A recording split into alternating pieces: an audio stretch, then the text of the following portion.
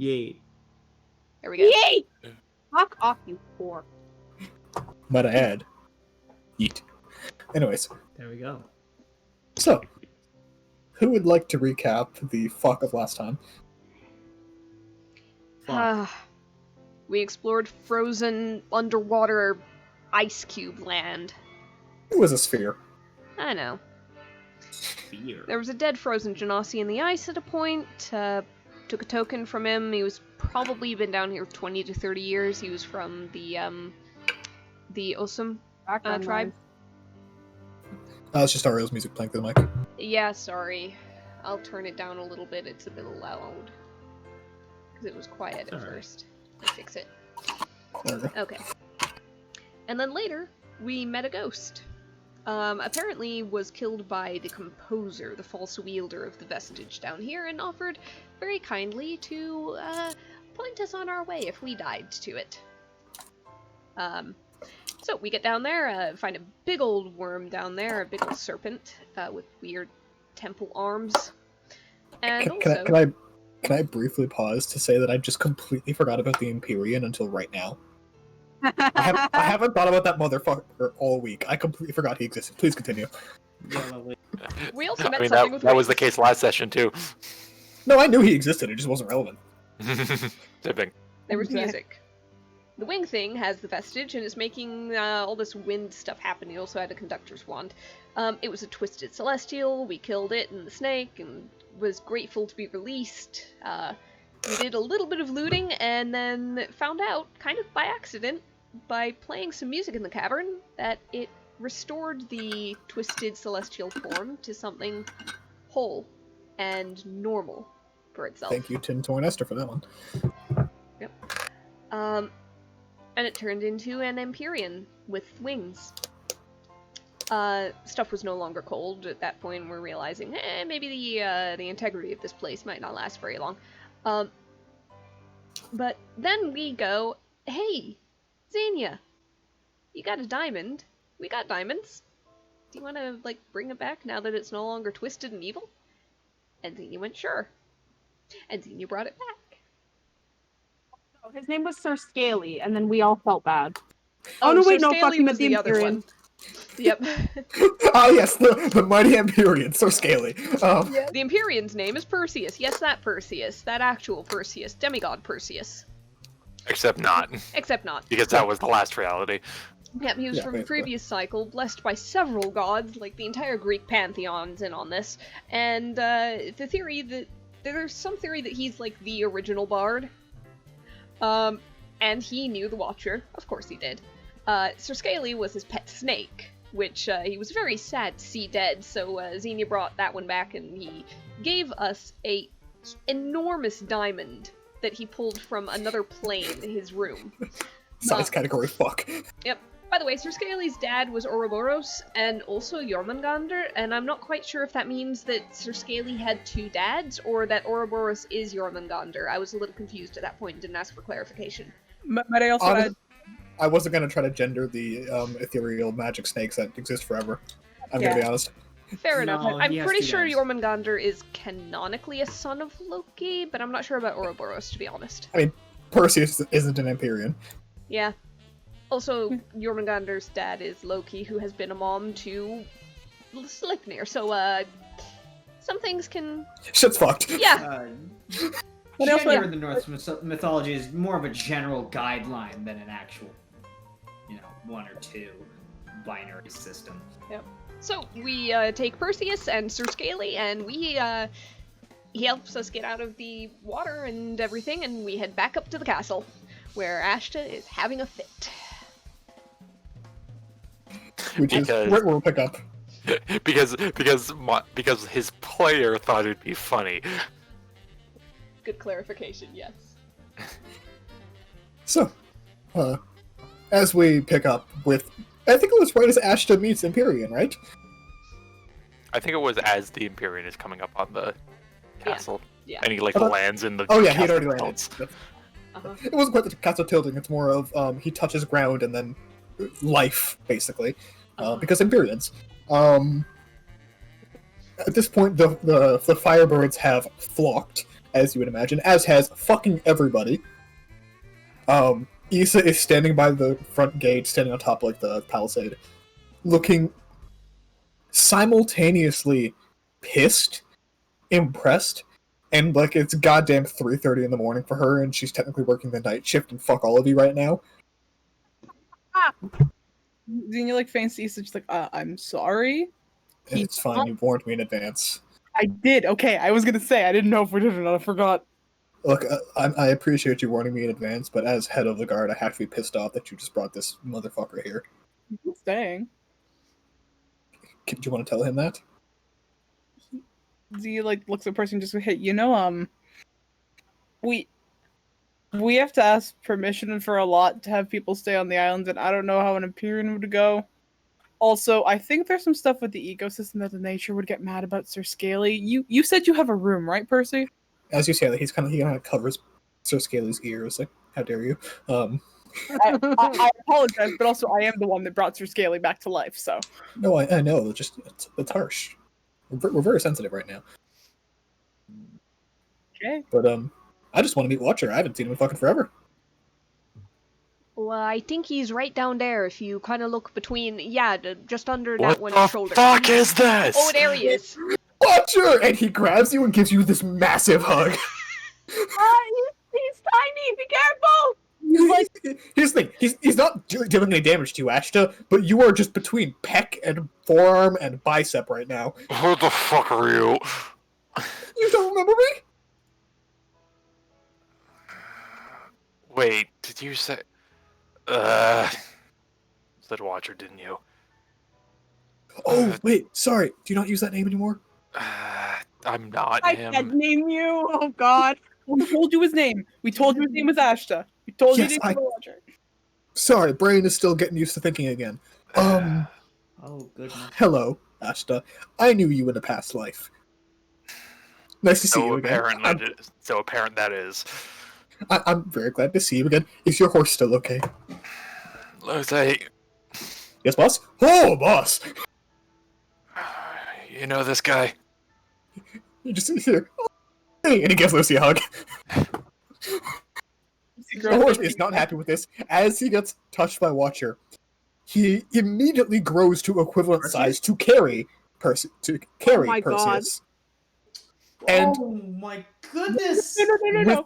with this roughly 70 to 80 foot tall Lucy, you see Sir Scaly kind of look at him, they kind of boop noses, and then immediately start wrestling while Percy keeps one hand on Lucy to keep the same size. Oh, they're going to destroy. Oh no. We really can't. They're gonna I really. can see Lucy. Esther is holding on for dear fucking life. She is still on this dude's shoulder. Rosalind Oh yeah, holding the he is scepter. rock solid.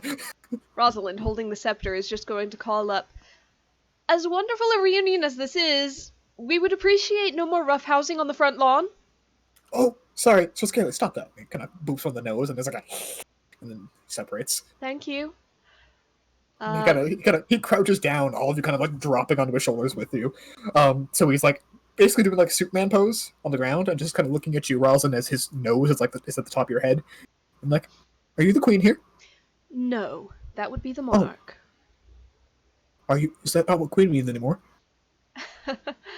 We don't exactly have a queen, as it were, or a king. But Are you guys trying that whole democracy thing? No. Oh, Yes. something Yeah. close yes. to it. Wait, which one? It's more based on representation than a pure democracy. However, Republic. regardless,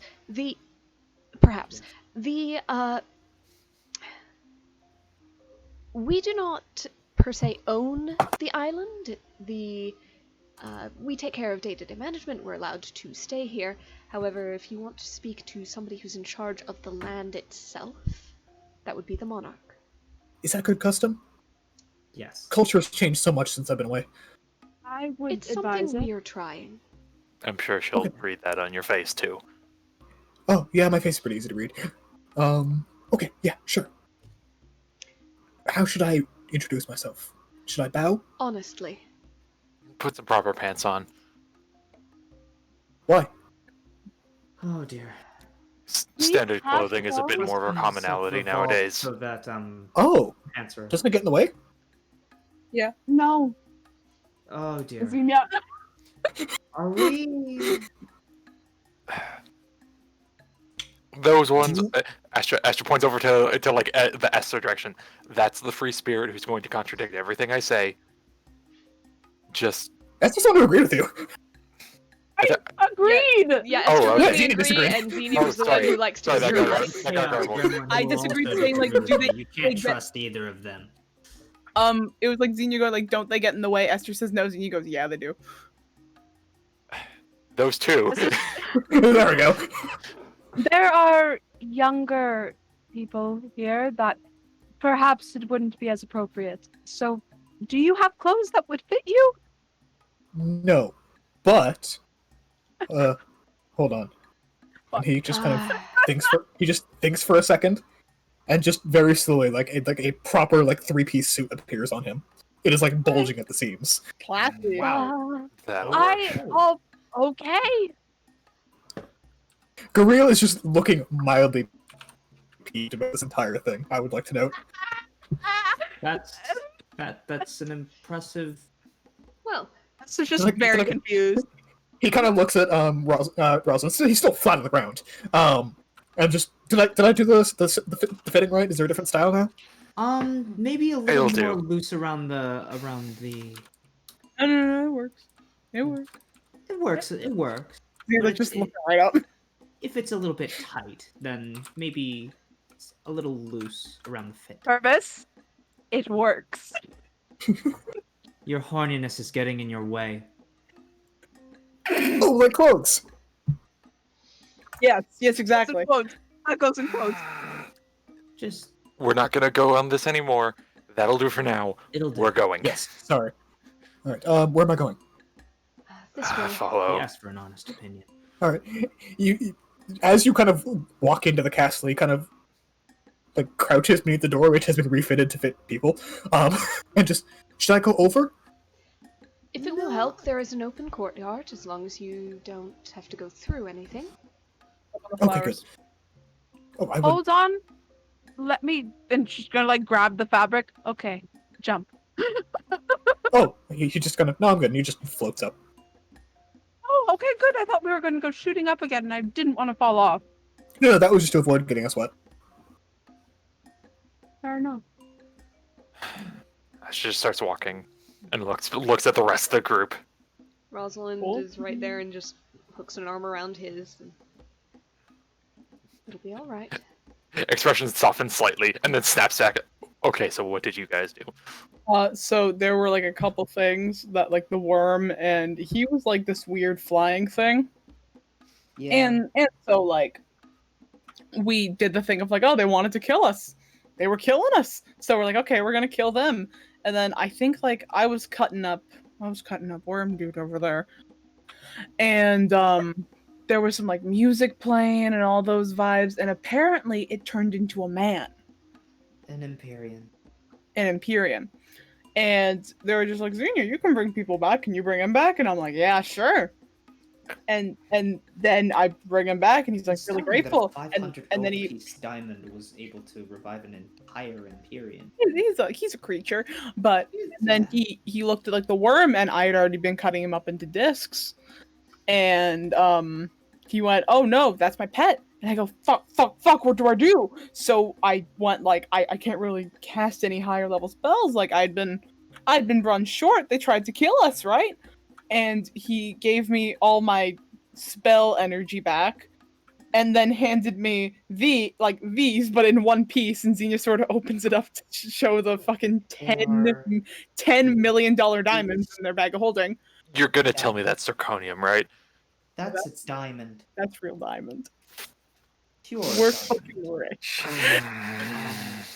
Million gold pieces each. Can you Weird. spell crash the economy? Oh my god, no. We're not gonna spend it all at once. Even I know No, that. we're gonna hoard diamonds like proper diamond owners. No, we're gonna invest it. In the We're gonna distance let is just the red eyes and the two dragons in the corner. No, like on that, Asher goes, "We're Diamond's going to this keep this the big. fuck away from the goddamn draconics." It's in the back of holder. Yes, that is deep. Also, deep don't show it to reserves. Carson. He might have a heart attack.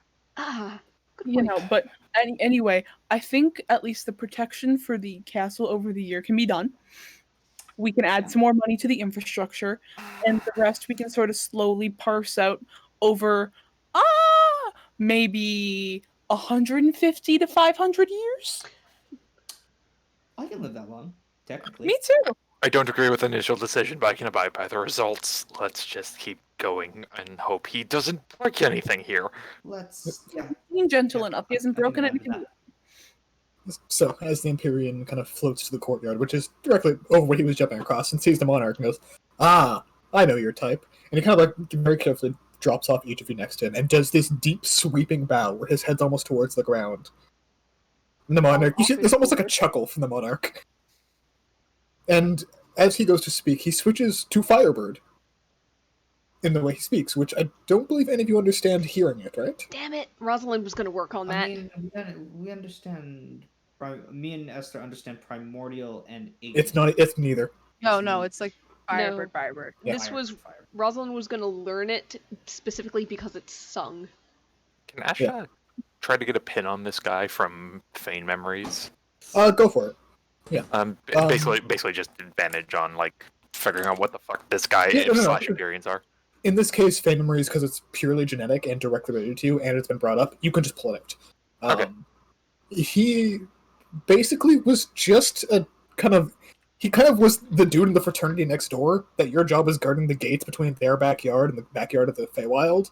Mhm. He was super nice, and was whenever there was like a significant problem, because he was a former hero, a lot of the Greek gods would basically just send him your way and be like, "Hey, this guy wants to be helpful.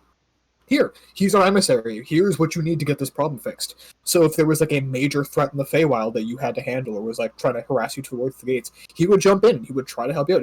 He was fucking annoying, but he was very useful and a very kind person. I was just thinking about memories tell me he is overbearingly helpful. He definitely seems that way. Yeah, with that much diamonds, I would agree. You actually know that technically you gave him that diamond as a thanks once. You just gave it back. He thinks about it. He grimaces. The fuck? Where'd I get that? I think it's from an archfey. I'm an arch. Looks over to Rosalind. Not that one. Not that. Rose giving the 10 million gold piece diamond to Watcher. You're gonna need this one day. I'm not sure why, but you're gonna need this.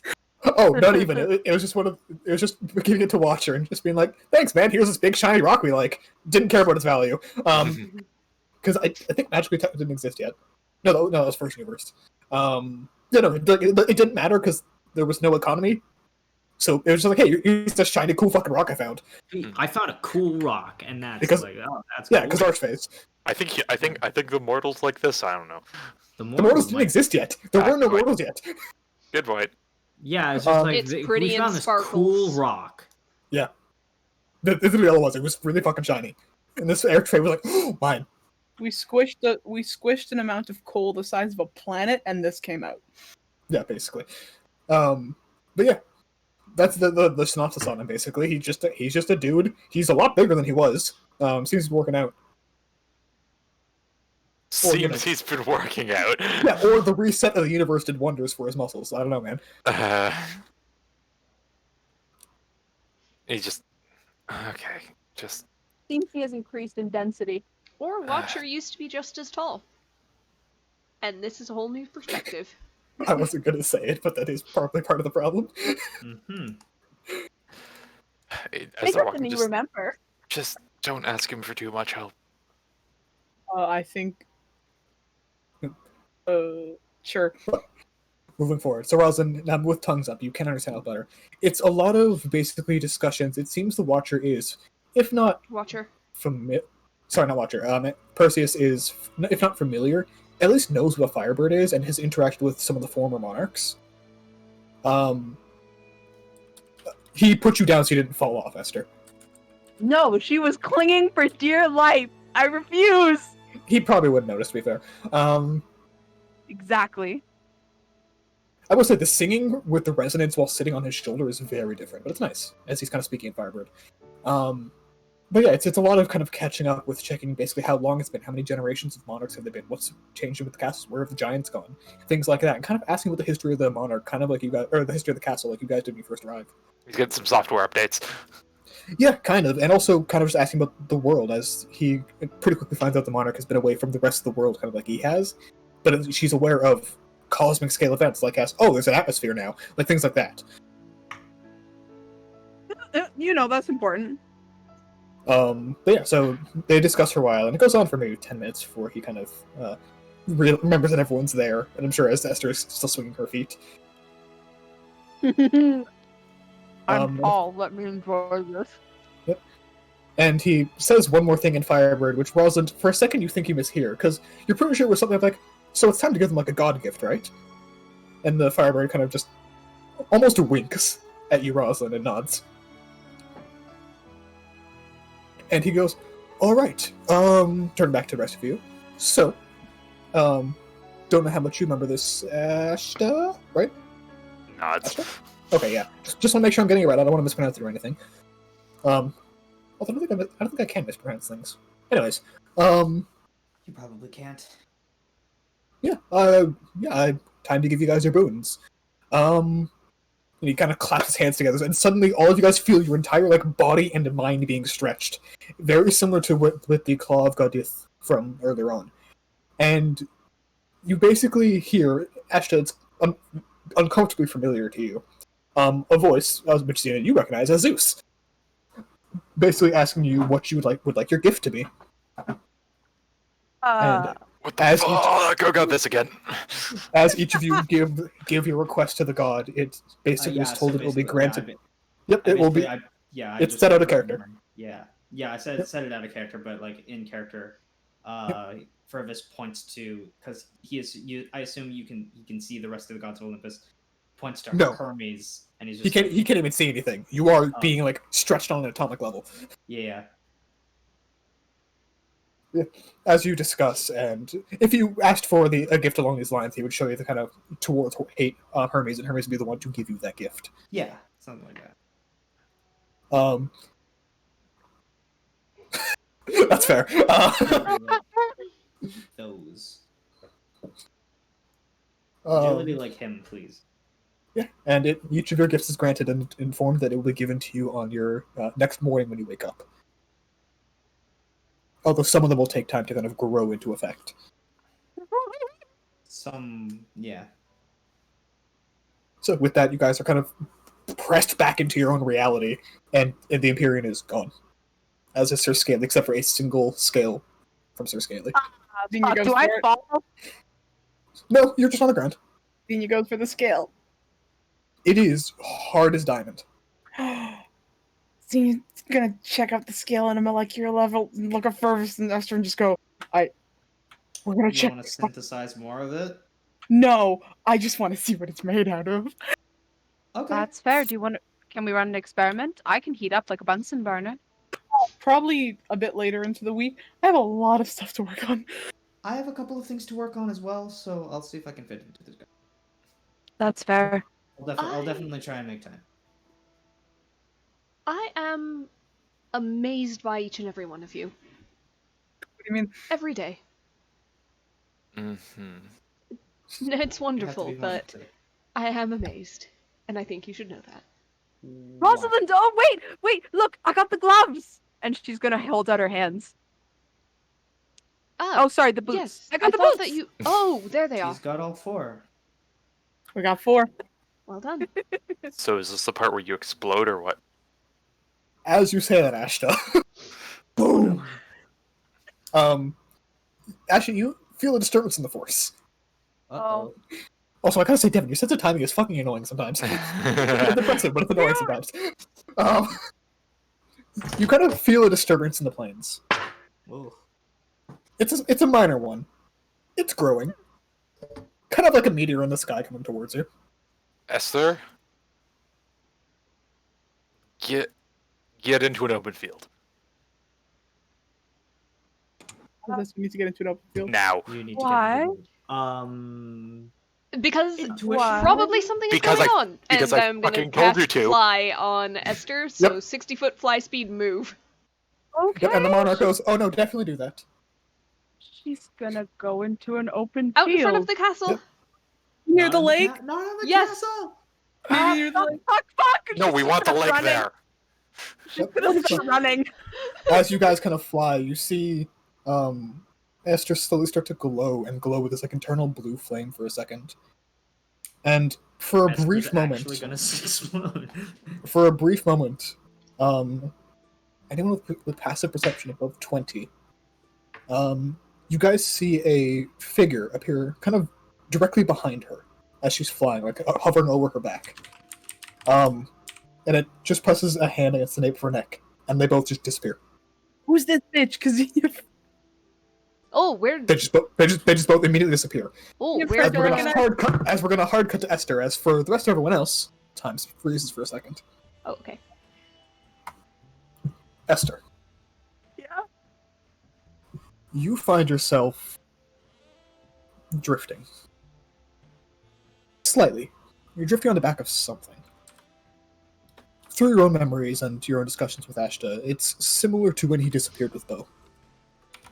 You're sitting on a small island, surrounded by stars in a completely 360-degree circle. In a sphere, even. It's just lights in the distance. You can't tell how far any of them are from you. But there seems to be this mist drifting around you like a current. As you kind of look around, you see your hands, you see your nose between your eyes, and there is these little dots of blue stars all across your skin. You can't quite see your hair, but it looks different. And So bad. around you, you see four figures kind of on different parts of the island. One high up on what seems to be like a small precipice of a rock. One with their feet sitting in that astral current. Another with their back pressed against that higher rock but at the base of it. And then a final one at the very center, deep inside of this pit in the small island you're on. Where are you going? We'll go to the one with their feet in the water. First. Right. Just kind of shakily kind of walking, just like testing to make sure that they don't fall through, she doesn't fall through the fucking island, because again, this is kind of weird. Yeah. The island itself seems solid, like there's nothing wrong with it, it's just a weird texture. And as you kind of step over to them, you see a young man of reasonable build, and they're wearing the gloves of the Genasi. The ones that you also have on your hands. As you kind of look up to him, you see this massive scar, kind of from the collarbone of his neck down to the other side of his ribs, completely cutting through him, basically. Looks like a scar. He seems to be in one piece, but an injury like that looks like it should cut him in half. And he kind of smiles up to you and pats the dirt next to him. She'll sit down and just, are you okay? He nods. That looks like that should hurt. He smiles, and it did. Once. I've got one too. And she'll kind of lift the bottom of her shirt to show her stomach. It hurt too. And as you kind of look at that scar from before, it seems to be glowing with like condensed starlight. That You see him didn't smile. look like that before. He kind of Huh. points at the gloves. Where'd you find them? They were far underwater. A lady, a Genasi, she had them on, and she gave up her own life to protect probably a very, very good number of people and animals and wildlife, and I'm going to build an effigy in her honor. Good. It took time to get them, though. They were pretty far away. What do you plan to do with it? To learn. to grow, to honor my culture and my people, to protect the ones I care about, and people I don't even know. To be a guardian. He nods.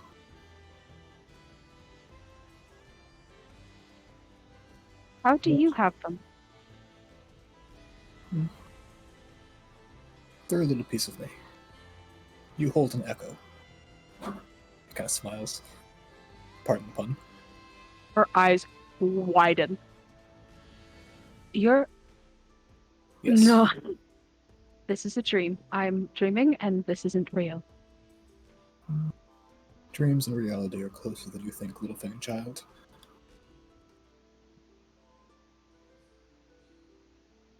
Are you the man who once held these? I held them for a moment. They came as I died. As the last materialization of my strength.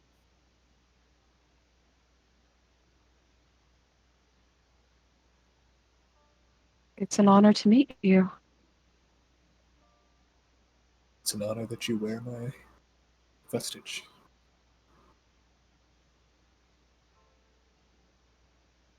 May I give you a piece of advice, young guardian? Please. Honor comes from within. It is not this current that you can harness for your own strength. It is the strength within you that you grant upon others. Without pride, without dignity, without strength, you honor no one. You only serve them. So, if you plan to honor those and that which you hold dear, you must be sure to be strong yourself. And hold yourself to a standard higher than any of them.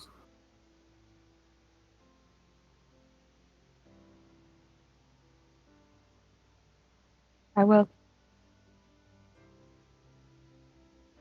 Spellcaster, I assume?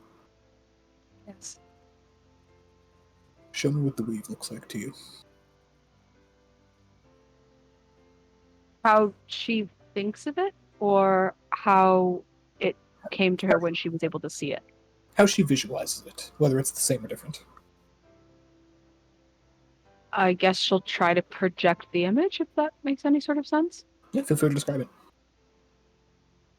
When she sees the weave, it's like those diagrams you see of the synapses. That's how she sees the threads. All these threads, in some sense of chaotic order, they flow together. A multitude of colors that the human eye can't even comprehend, that only exists in imagination, because that's the only place that we could ever try to fully visualize what they are. With these beads of light pulsing as every spell is cast, every prayer is uttered, every whisper and hope of magic coursing through it like a neuron spark. That's how she sees it. He kind of smiles and... let me just adjust that image for you a bit. And you see him kind of slightly shift your magic the way you summon it. You see those nodes of light. They hold a pretty close overlay to the constellations and stars of the astral plane. Would you like to see my weave? Yeah. He shows downwards towards that current. And you see in that same pattern that of electricity firing through the different nodes. You see instead these vibrations of energy flowing along those same paths, but fluidly. Maybe I'm biased, but what I was taught is that all fluid follows a current. Let yours link to those around you. Move your magic along with the current, and you'll never miss your mark.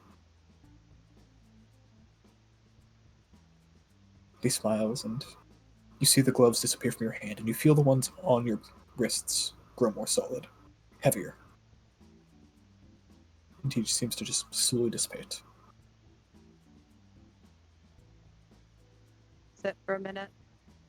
Take it in. Feel the gloves on her hands and slowly stand up and go to see the person who was standing up on that pillar. You see the young woman. Her leg, her left leg, is balanced precariously right on the tip of that rock.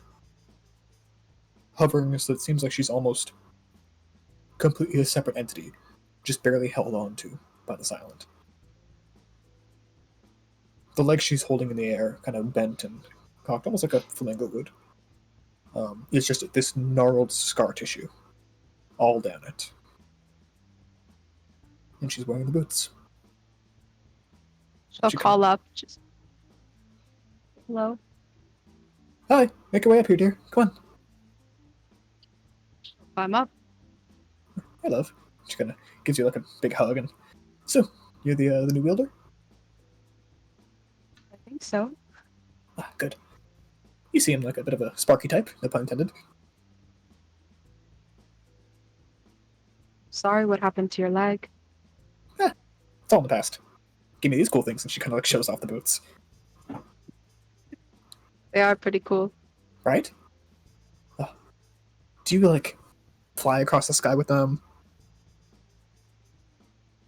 Don't think I can fly. I'd like to, but I don't think I can. You'll figure out a spell for it. It comes eventually. Well, maybe not to most people, but to me at least. How? So, what you doing here? I don't know. I was being taken somewhere, and she's trying to think, but she can't remember what she was doing before this moment. She remembers getting the vestige. She remembers getting to the castle. She remembers riding on the shoulder of a very tall man, and up Of course, to that. that of course she's never going to forget that. But up until that, it's kind of hazy. It was almost like it was like I was going to be sick. Like I knew something was coming. And then I woke up and I was here. That sounds exactly like when I fly too high. I think they call it altitude sickness. Whatever. It's so cool. Do you even get altitude sickness here? Not here, no. We're kind of already in the stars. Kind of hard to get less altitude. Or more altitude. Or any altitude. Kind of just be. Must be beautiful. It is. Hey, can I show you something cool that the boots let you do? Of course. She does a backflip. See? That's pretty cool. Try it. She'll attempt. Roll an acrobatic check. Oh, fuck me. Oh, God. You're like halfway and like land on your back and she starts laughing. Okay, they don't actually do that. It was worth a shot. Oh, that was a good shot. It was worth a try. You'll figure it out. Practice it.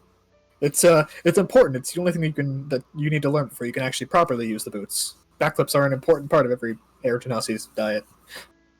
I'm positive that that's true. She smiles and, hey. Okay, real talk this time. Close your eyes. She'll close her eyes. And you feel her take both of your hands in hers. Kind of, you could feel it through the gloves, this energy seems just beneath her skin. Almost buzzing against yours. And her voice isn't this localized point in front of you anymore. It seems to wrap around your ears, like almost like a breeze does after you're wearing a hat or a mask for too long. Okay. So, my mom always told me to listen to the wind. That there is a little storm inside you, a gale. And if you let it flow all over the world, things will finally be quiet within you. And in that silence, kind of like when the wind stops, you find the advice of the wise.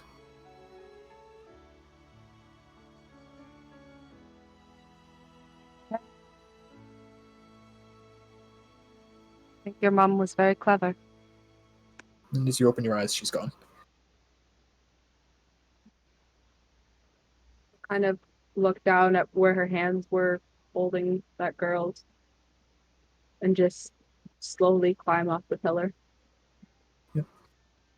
The boots, separate from the gauntlets earlier, if it make you feel weightless. They have weight to them, but only relative to yourself. It feels like every motion of yours is being assisted by the winds. I'm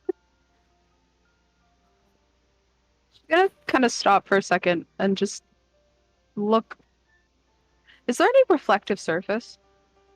No. It's darkness and starlight, nothing else. She's just gonna take a second and stare up at the stars and just. Yeah. What the hell Look is to- going on? That's kind of stepping on the pillar. You hear a voice from just around the edge of it. Just that's a great question there. I'll go towards the voice. Hey there. Hi. You look wonderful and all that. Thank you.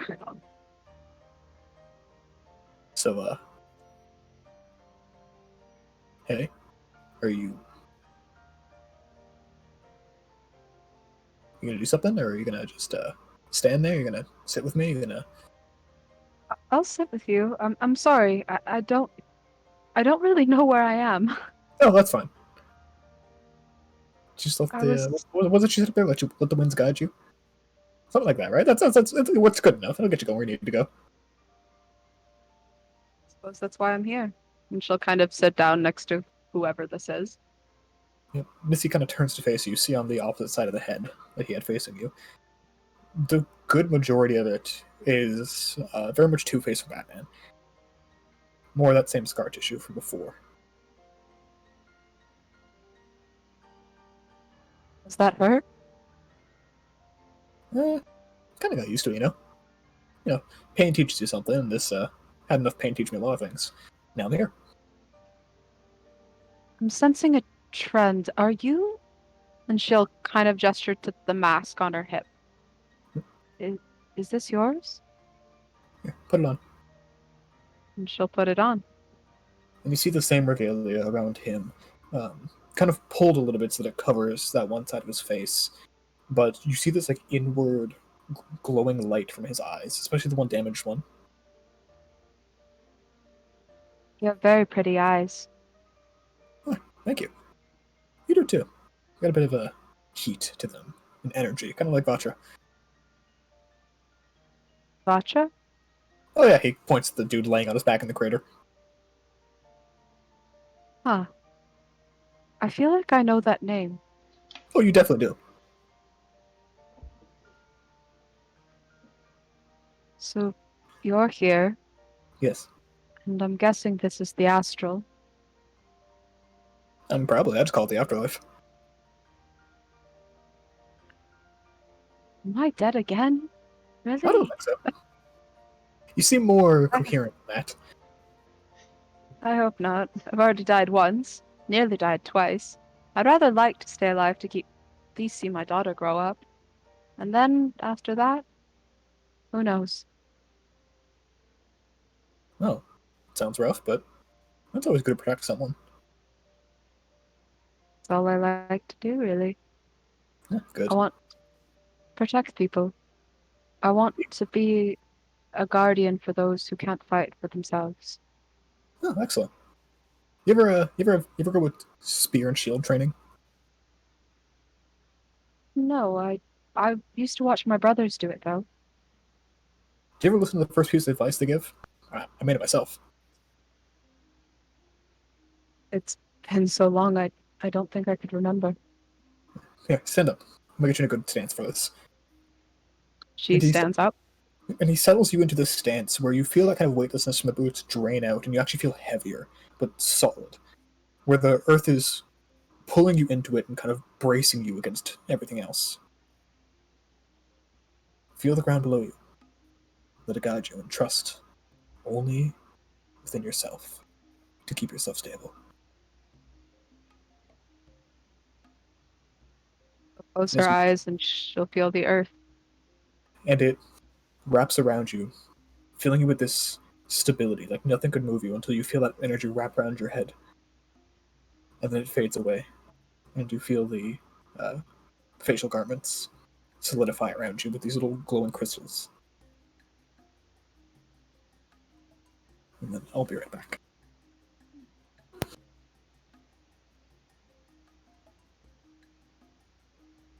I'm so sorry to all of you.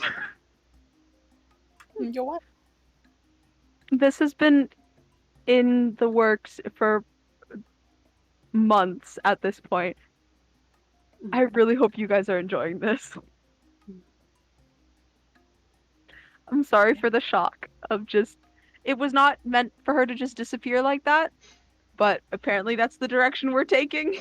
Yep. So that was not the intention. The intention was her to start feeling sick and then to go in her room and then it would happen. But apparently Not we're gonna scare dramatic the shit enough. out of you guys. Yeah, I'm so sorry.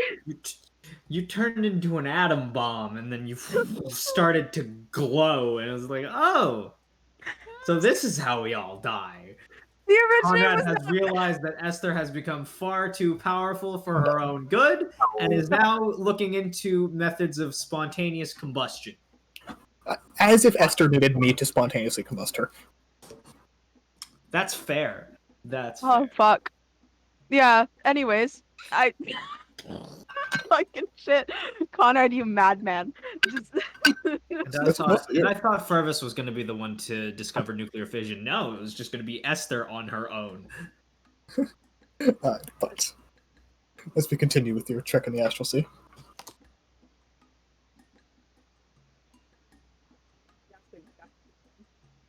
You're a bit quiet there. sorry. She opens her eyes. And he is, as expected at this point, disappeared. She'll go over to where the dude is lying down in the crater. You see this person, like, from the waist up, completely, just topless and everything, just laying on their back with these, like, burning red eyes, and just looking up into the stars. He's like, full Jesus cross position. And this, like, almost like this choker around his neck, made of a kind of dragonborn wire wrapping. He will slide down into the crater and lie down next to him. Hey, I didn't take a lay down. Well, I'm doing it anyway. Fuck off, I said you could. Fly crater. Find your own. Well, this is the only crater around, and it looks rather comfortable. There's a whole ass island. We'll figure it out somewhere else. But I want to talk to you. Ugh. I like your necklace. Thanks. That's where all my blood used to be. Did you die from a throat wound? Technically. I have How'd you one die? too. Well, which time? I don't know, fuck, pick one. Well, the first time I got hit by a warhammer by an Azer, and she'll kind of show the scar on her stomach. Gross. But then I came back because of my friends. And the second time, it wasn't technically death, but I lost 50 years in the span of 10 seconds and then got them back. That wasn't death, but that was startling. But I don't think I'm dead right now. I don't really know why I'm here. Oh shit, missed second chances. Must be nice. It is. I'm very lucky. I have wonderful friends who genuinely care for me.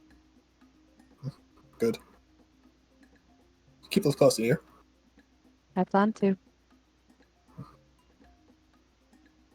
what are you gonna do with keeping them close isn't enough?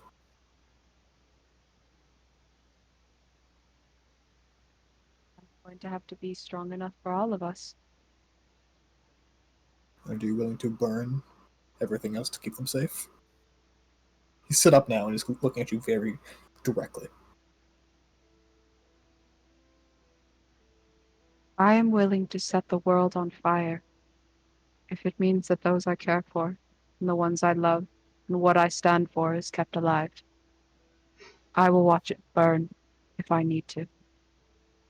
He And smiles. she's looking right back. He puts out a hand for you to shake. And she shakes it. Kind of pulls you close, and like you're like pretty much shoulder to shoulder at this point. Fight with enough fury to strike fear in anyone who opposes you. Make the ground burn for their sake.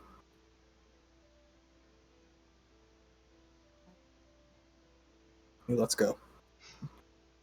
And as he kind of smiles, and you feel the shawl kind of properly, finally complete itself around you. Kind of blink, and you're back to flying with your friends. To everyone else, Esther very briefly flashed, disappeared, and then came back. And Esther, if you would like to describe any visual changes. Oh boy. Esther, as the light starts to dim from that flash, it's Esther. Her body's still the same. Her face is still the same. It's just the colors are different. Her Soldar, which were before these blazing strips of fire on her body, are now these dark navy voids filled with white flickering stars. Her hair, which was once the embodiment of fire in of itself, is that of a nebula. It shifts and changes in color, and you can see the sands of stars pooling through the greens and blues of nebulas that, if you looked, you could see from, say, the Hubble telescope. Her skin has darkened. It's taken on a more black-like quality. It's not as if she was burnt. It was if the void itself had begun to leach into her skin. And it's still her.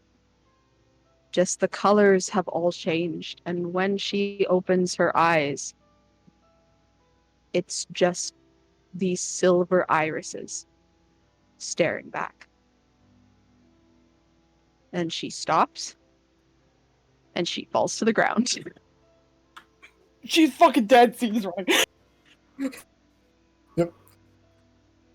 What? Just fucking falling to the ground. He's checking vitals, and he's grabbing diamonds, getting ready to cast anything. What? What are you doing? I'm awake. You You're not a corpse. Why would I be a corpse? you scared the living shit out of us. That's what happened. You fell on the ground. I What thought happened? I thought your Out head of was the turning back in your head. sky.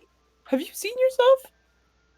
Have I seen what? And she kind of Rainbow. lifts her hand, and her nails have gone silver, by the way. They're like these glowing, pulsating stars. And she kind of looks at her hand, closes her eyes, and just, what the fuck? Yeah, Mingle let's, with me. Here. like, Esther, here. thing. Fervis pulls a silver tray out of his bag of holding, and he holds it up. Even better. Esther, commingle with me. Look through my eyes. You can see exactly what you want. She'll do And as holds it up Xenia towards says. it. Yeah, as just Yep. If the commingling is how I remember it works, Esther's seeing through Xenia's eyes. yeah. You can make it happen that way if you want to, yeah. And kind of as you're looking at them, Purvis is standing behind Esther, showing like the back.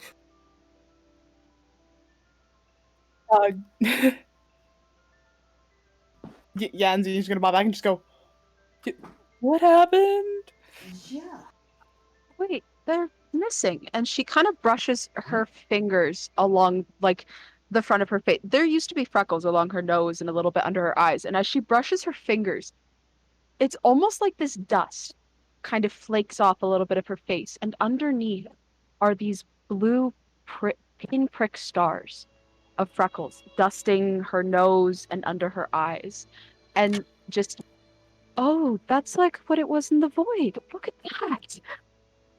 And as Ashton and Rosalind like finally get like, all the actually I guess Rosalind's already there. As Ashton gets all the way up to cut up, Rayla kind of pops out of the pocket like, oh, dandruff, ew. Blue now. Very blue. It's kind of purple sometimes too. It depends when you angle your hair. And silver. And she'll kind of look up at her hair. Just, oh, what? What is this? What happened? That's an excellent question. Wait, Very just keep the mirror at my back. And she's gonna kind of lift up the back of her shirt. And before where the tattoo ink that was there for her tribe and her class and the phoenix were dark in her soldar, the phoenix is now these cosmos soldar. The tattoos are this bright white ink standing out like imprints. And just, holy fuck. Bro, you like just got a tattoo too. What the fuck? I guess you can't sneak around in the dark now. What the fuck? Yeah. Congratulations. This Welcome is- to cosmetic changes, and you holds up the hand for the high five. And she just very slowly gives a high five and just, I I suppose think- you can be called a fire genasi, or I don't think so. I think I just met the original wielders. I think I understand what the vestiges are. They're not magic items. They're the life force of 4 genasi. They're the essence of 4 different people bled into items. They're the essence of elements of the lives. Oh god. No, go on, finish what you're saying, and then it's just a quick thing. Oh, that was it.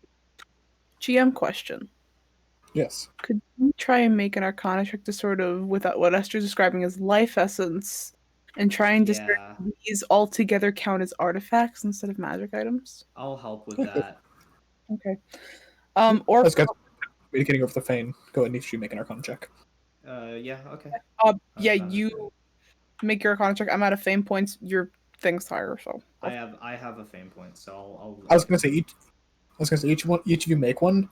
Is you can make it with guidance. Oh, okay. Yeah, I was gonna ask. 20.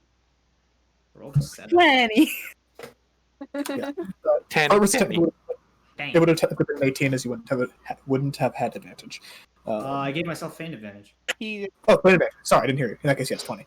So yeah, each of you pretty quickly recognize that, yeah, they would technically be artifacts at this point. In fact, they weren't initially artifacts, you know that. No. When they all 4 of them were one at the same time, they seem to change in magic. It seems they've changed slightly again.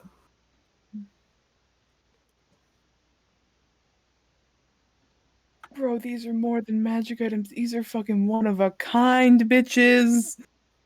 We did already know that they were one of a kind. Well, like, Yep. if they're all together, they're even more unique in that sense of, you know how when I cast my no magic stuff, that like our magic stuff can't work? Mhm. That stuff works. That's So, work. what I'm gonna do... Like the diviner stuff. So Fervus is gonna It's artifact, basically technically. look around Xenia and basically do a physiology diagnostic sort of test I assume you meant on Esther? on Esther. Yeah, I'll help you out with it if you need. I have a with this, he pulls out like a minor spyglass and starts. Yeah, go ahead and make a medicine check. So they get more powerful together. I'll make one at I'll drop Make him it- at the fame point actually. no. I'm helping you. I have proficiency in medicine. Go. Cool. That's advantage on that. So, It gets 27. stronger every time I added another. Yeah, That I know. this follows a decent progression. Okay. 27. 27. She's still injured like she was at the end of the combat. You do notice that there are obvious changes to her physiology. Instead of this radiant heat that is always kind of rolling off of her, instead it seems to manifest more as a glow now. It isn't as warm, it's more bright. And looking into kind of the dark portions of her skin, you can almost see that where they have these tiny bits of what might be called starlight, what might be instead just cosmetic glow. Seems to be warmer than any other point. It seems to have almost magic flowing through it, kind of like some Solar do. Hey, Fervus. Fascinating. Yeah. Asher walks over. He takes off his gauntlet. And then he's like, "Take off your glove."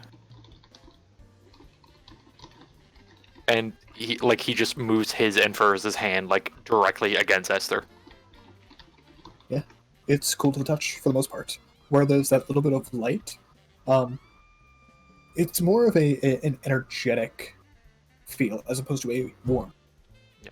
He's basically checking if his radiant resistance affects this in the way that Fervis's fire used to. Esther, I don't know how to say it. Yeah, Esther, I don't know how to say this, but your physiology as a whole has changed. I don't know what experimenting. Is Esther outright radiating heat, or is it brightness to the point of radiant damage rather than fire damage? It's not radiant. Neither. It's a mild glow. Okay, light spell. It's actually you feel this trait of the most basic common denominational trait, no matter where you are, as a fire genasi, is the emanation of heat. There is none. Well, yes, none as intense as mine.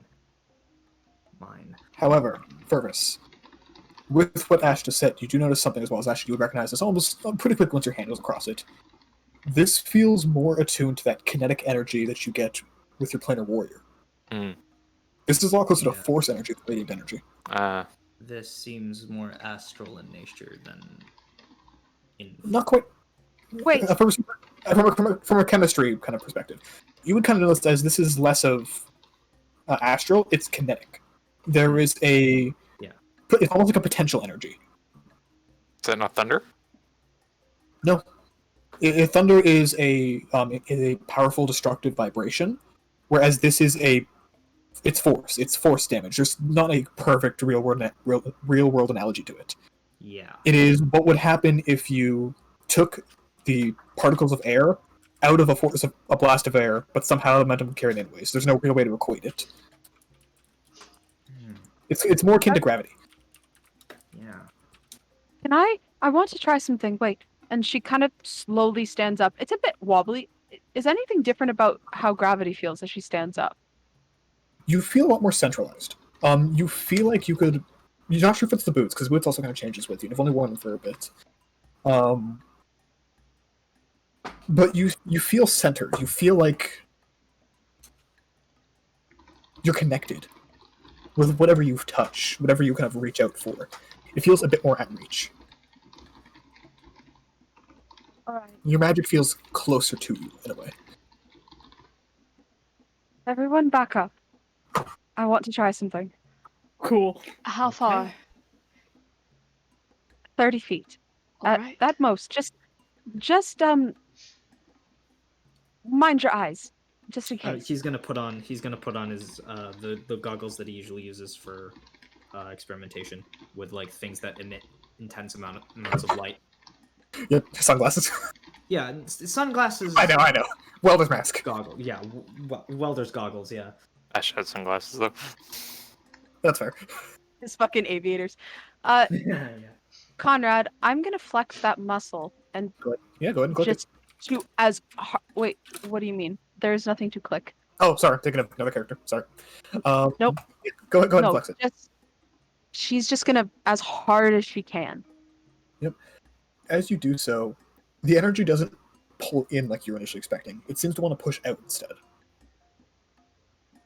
She's gonna hold on to it as long as possible before it pushes out. As you do so, it does seem to be slowly building, but not like you would if you were kind of like not like a delay blast fireball type of energy. It's more of you feel like you're holding your arm back ready to swing at someone. Holding your arm back longer doesn't make it any better, but maybe further would. But either way, you know that as soon as you let go is when the actual action's going to occur. Further. What if she pulls it as deep within herself as she can to her core? Go ahead and roll an intelligence check. Can I give myself... No, wait, no, that's... Oh, fuck. Can I do feint advantage on that, or no? Or is that saving throws? No, you can do it on that too. Bless!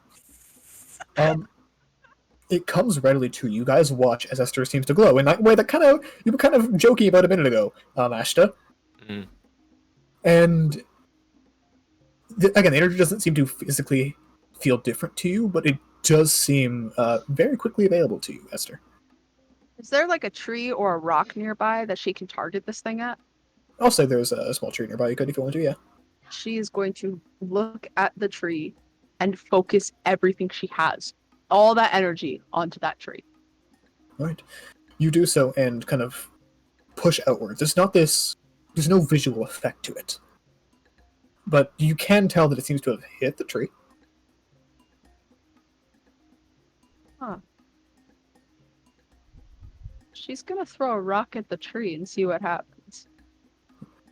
It hits the tree, and there's this brief moment where nothing happens, Esther, and then the tree, as if it was very suddenly hit by a hammer, just like keels over and hits the ground hard. Ah!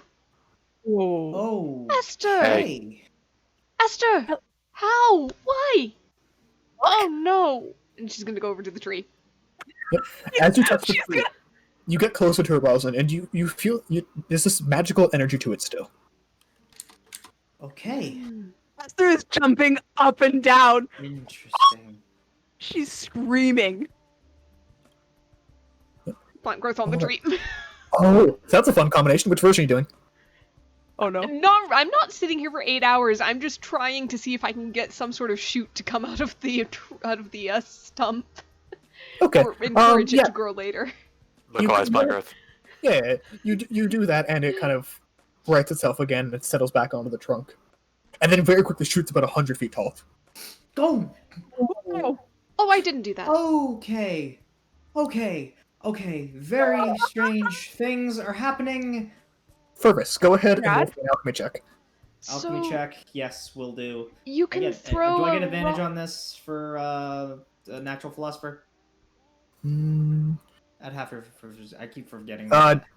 no, you can't because it's not directly related to alchemical substances. Okay. I will do. Feign. Okay, go for it.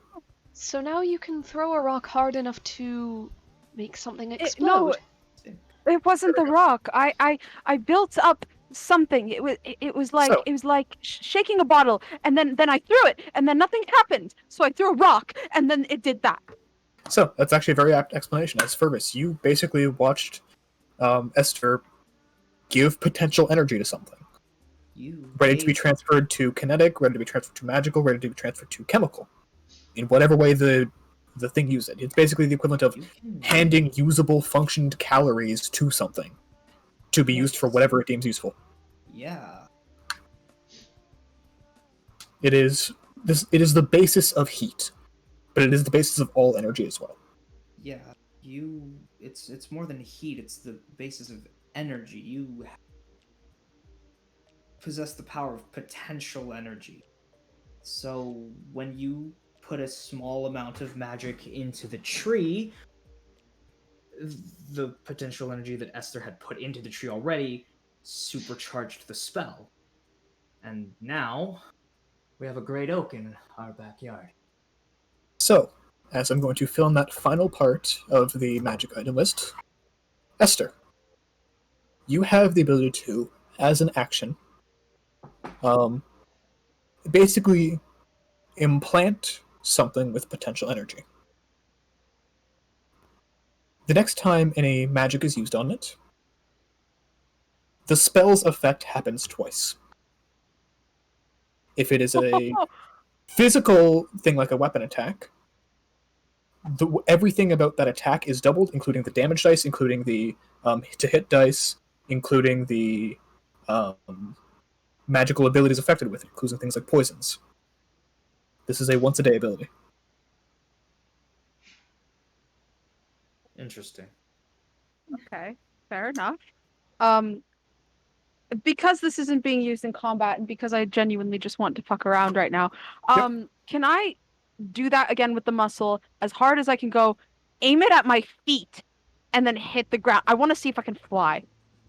You don't fly because as you kind of load it into your feet and then hit the ground, technically that would be potential energy on not the normal force, but the rebound force. Technically, what would happen is your muscles would contract really hard and you'd give yourself a really hard cramp. Shit. Because Ezra's just like, you're the one with the energy, not the ground. Ezra's just like, stares at her okay, feet this is and gonna be then so just- cool. Watch this. No, you're doing it wrong. What if I Okay. aim it at the ground? So as you do that and your feet hit it, then you bounce up in the air about 20 feet. It's not nearly as strong, you can tell now that you've used that one big burst of it. But it's there. Just 20 feet up in the air. Is fly Something still in wanna catch effect? me? Yeah, she technically had the fly spell. That's kind of what I went there Is for. fly still okay? Yes. You're good. Okay, you Wait, can control your descent. Wait, Ashley goes, oh shit, and then she doesn't come down. okay. I have 40 speed now because of that, because, Yep. stuff. But can I just zoom around with the fly spell for a little bit, pretending I am a comet? Yes. And you glow with a trail to it and everything. Ah! She's gonna zoom! Wait! Fuck! Xenia? Hold on! I have yeet. Oh god. Yep. You can't double a spell, as I said. You've already done it once Rosalind today. casted fly. Rosalind casted fly, so the yeet would still double speed. Yes, but she's already used her potential, mad, huge fill. That's not what I want to use. But she does go faster. I So, just want to use yeet. I just want to go. technically using the fly spell in that case, you could go 180 feet per round with no effort. That is it. She just wants to zoom around the castle. This glowing fucking void of starlight, just zooming around for everyone to see, just screeching at the top of her lungs and laughing because holy what the fuck. While that's happening, first I'm gonna go over to Ash- Xenia. Alright, I'm gonna go indoors and I'm going to finish this boom cannon before. Oh, Fervis, as you attempt to go inside, she's going to literally scoop you up and start swinging you No, around no, with her. no! Put me down! Put me down! But why? We're flying! No, I don't want to! I have work! I'm very proud of you and I'm very excited for you, but please, I have my own devices to cover. She will set him down and then continue to zoom around the island as fast as she can go. Anyways, continue. Respectfully. I hope she knows that that's only got perhaps 5 minutes left, if that. Oh, I'm sure a Firebird will help her figure it out. We'll find out. I'm gonna go Xenia. inside and I'm going to go back to the dwarves and start working more on the boom cannon. Good Good luck. luck, That's buddy. Fervis. Pat, pat. That's Fervis effectively goes to his room. Xenia, when she does come down, would you ask her to see if any of her Zoldar have changed? Anything seems different about them other than the, color? Definitely see. I'll feign it to you. Thank you. Ashta, I need to talk to yeah. you for just a moment. Nothing bad, nothing bad. Mm-hmm. Yeah. What's up with you guys? As they both kind of look at you awkwardly, seeing you. I'm good. What, you guys get married without us knowing? Jeez. Xenia walks away. Oh no? I don't believe it, but Xenia, we wouldn't. Just let them go. why not? Wait a minute. No, why not? I heard that, Ashta. Fuck off. Because I'm fairly certain you'd like to have some part in any ceremony. I see the respect there. I need to go see the dwarf. Rosalind, I may come and see you for some other stuff besides, food-related and chats in a few days with some enchanting.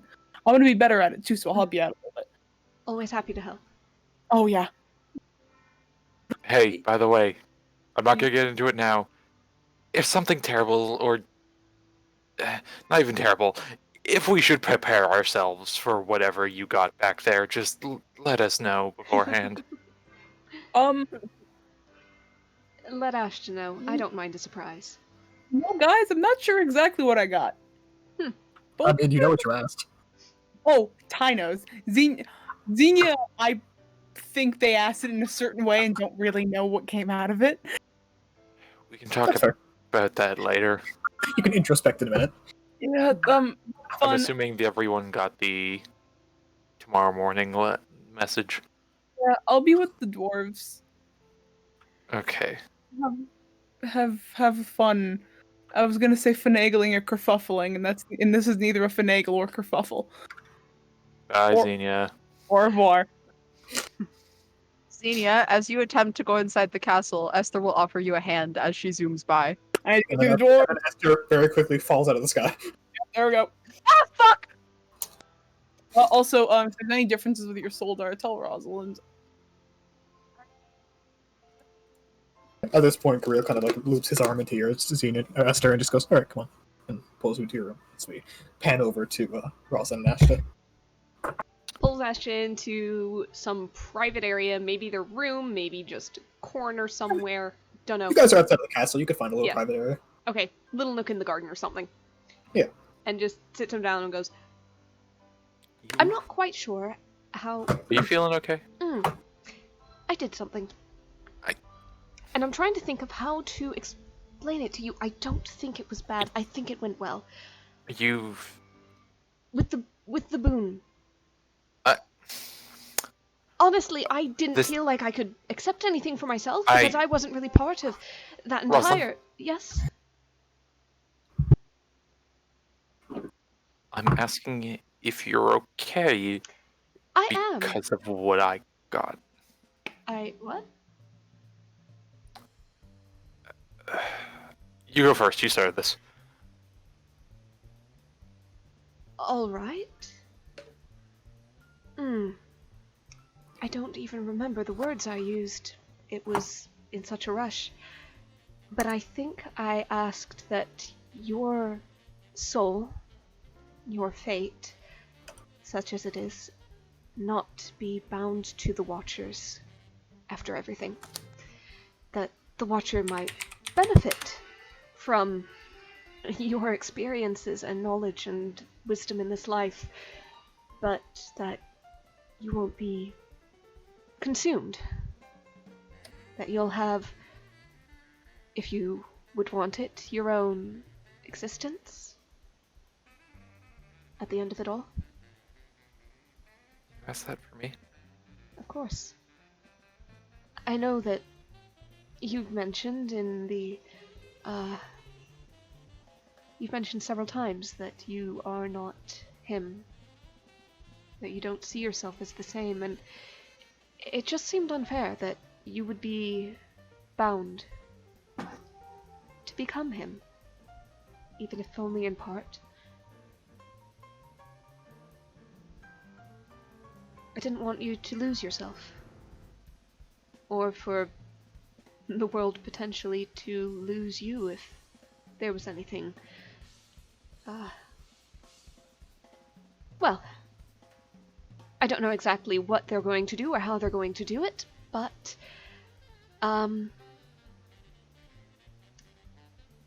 perhaps at the end you'll have a choice.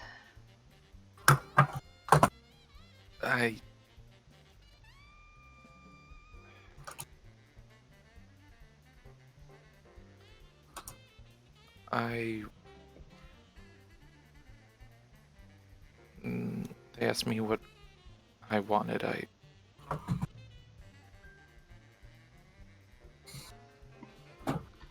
I asked that your soul not be alone.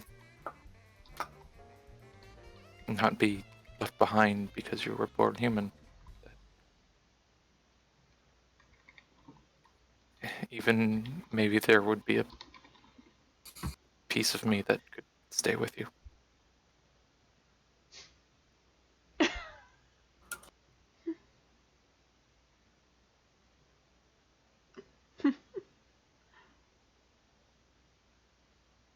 Well, did we just both wish for more or less the same Ash thing? just hugs her. Rosalind hugs back. I'm supposed to be the self-sacrificing one here, eh? Oh. Can't just take that from under me. Turnabout's fair play.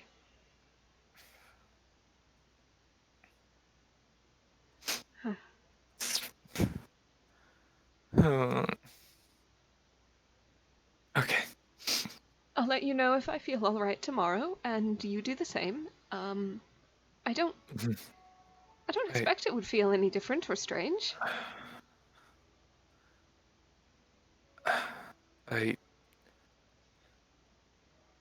I'll be honest, I'm I'm more wondering for myself. You're a human. You're fairly inoffensive in the grand scheme of things. If it's brought to whatever courts through whatever channels Percy has to talk about and get favors for, then yours would be simple. Maybe they'll just give you like a little something that kind of looks. It's kind of an echo of what I have or something, but yours is like, for me, is like they were on the council there about Watcher. It's Ashta, I think it's telling enough that when I made this request, they didn't say no. I suspect that means there's something they feel can be done. So, Ashta, as you kind of hear that, there's a soft hoofbeat next to you, which you kind of pick up on. Hey, Lucy. He kind of nudges your hand, and you hear a small piece of metal hit the ground. He just says, goodbye gift is what I was told, boss. Looks back. What do you mean? And you kind of, as you looked in, you see the little silver disc on the ground. Picks it up. You hear kind of an echo in your mind. It's of a distant memory of one of the gods. You're not quite sure which one. It says, this is our goodbye to the Watcher we knew. It's the least we could do. And as the kind of thought concludes, you feel a surge of energy as your magic returns to you. Yeah. He kind of grips his hand.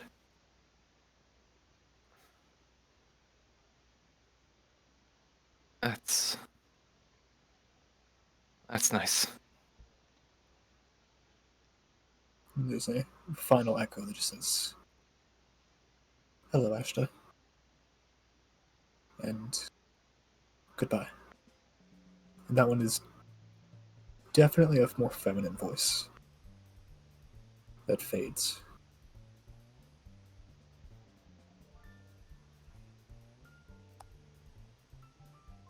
Kind of looks down at it. I think some ties have been severed. Is it alright that I asked that? Nods. Of course, I would never want to lose you.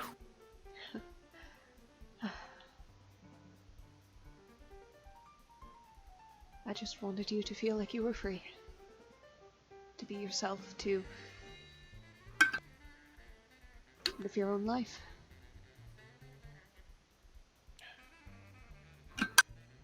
You're already doing that for me. But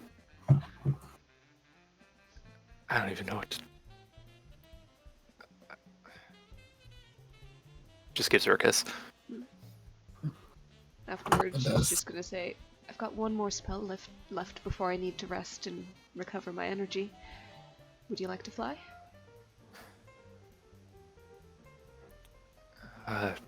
For yourself. He just kind of closes his eyes and breathes out. You feel the well of energy, and it comes to you readily. Your radiant soul is now at will. Only requires bonus action. Oh, fuck! Oh, it's broken. I love it. The only limitation, it can't be used for more than twice in 10 minutes. That's okay. Okay. For this purpose, fly actually covers both of them, so it'll be on him anyway. So even without the wings, he's got 10 minutes of flying with Rosalind. So basically, past the end of it, there's like a 10-minute cooldown. You basically can do it twice within 10 minutes, and no more. But it lasts for 1 minute each. Okay. So you can't like perpetually have Radiant Soul up, basically. Right. Yeah. Kind of just like puts a hand in Rosalind's. And if it's at will, he's just gonna try to like hand some of that energy over to Lucy. Yep. He's much better connected than he was before. But you can feel that there is some difference in that teleportation, that kind of anchor you had to him. It's not nearly as strong as it was. It's something's there. It's not the same.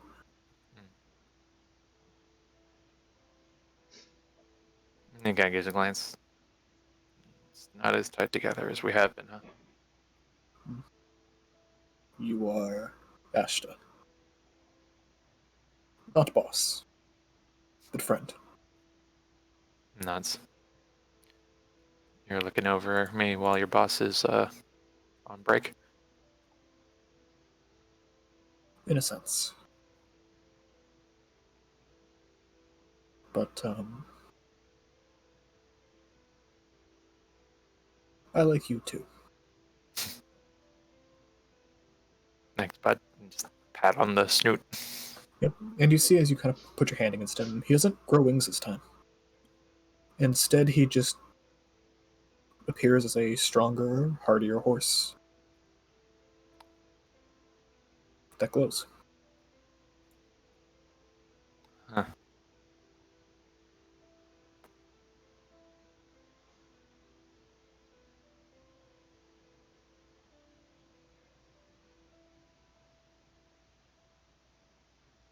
Maybe give that one to him then. Ashley looks to Rosalind. If she's still casting the fly spell. Yep, she's been holding on to it. She can get 3 targets. Lucy can totally Yeah, might fly as well. with us. As long as he's willing. As you guys begin to rise up into the air, he looks like he's still trying to flap wings. If nothing's happening, he's just kind of jolting. Gotta go with it, bud. Just kind of lean your head towards the way. He kind of whinnies a bit, and as you guys rise to the air, just a little bit higher than you were, just being able to look over the tree line properly, you see the sun beginning to set.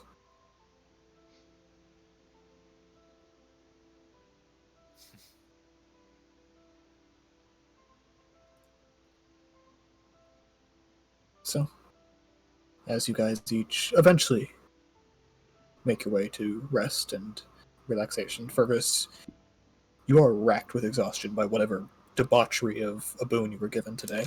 You get some cursory work done, but more so to prepare yourself for tomorrow to work on the boom cannon. Yeah. Asha, while he's flying, will unhook the fucking grappling hook that is above their room that his uncle left. Is it like sort of like the exhaustion you'd get like after like popping a haste or something? Kind of, yeah. It's more of just a deep set exhaustion where you can, after like a really good workout, where you know you need to go lay down for a bit to recover energy. Okay, yeah. You also know that you were promised a power when you wake up. Yeah. So basically, what it's gonna consist of is he's gonna tell them like what needs to be prepped for tomorrow and any minor things that need to be added to the boom cannon, and he's gonna go pass out. Yeah. Clean the store and go home early, chaps. Yeah. All right. And also that idea of technically I could get myself drunk if I brewed my own. If you peeked into your own stash. If I made my own, if I made my own casks. Don't drink ethanol. Anyways. Don't drink ethanol. Don't drink ethanol. But Ash just gonna wake up in the middle of the night going, I sense a disturbance.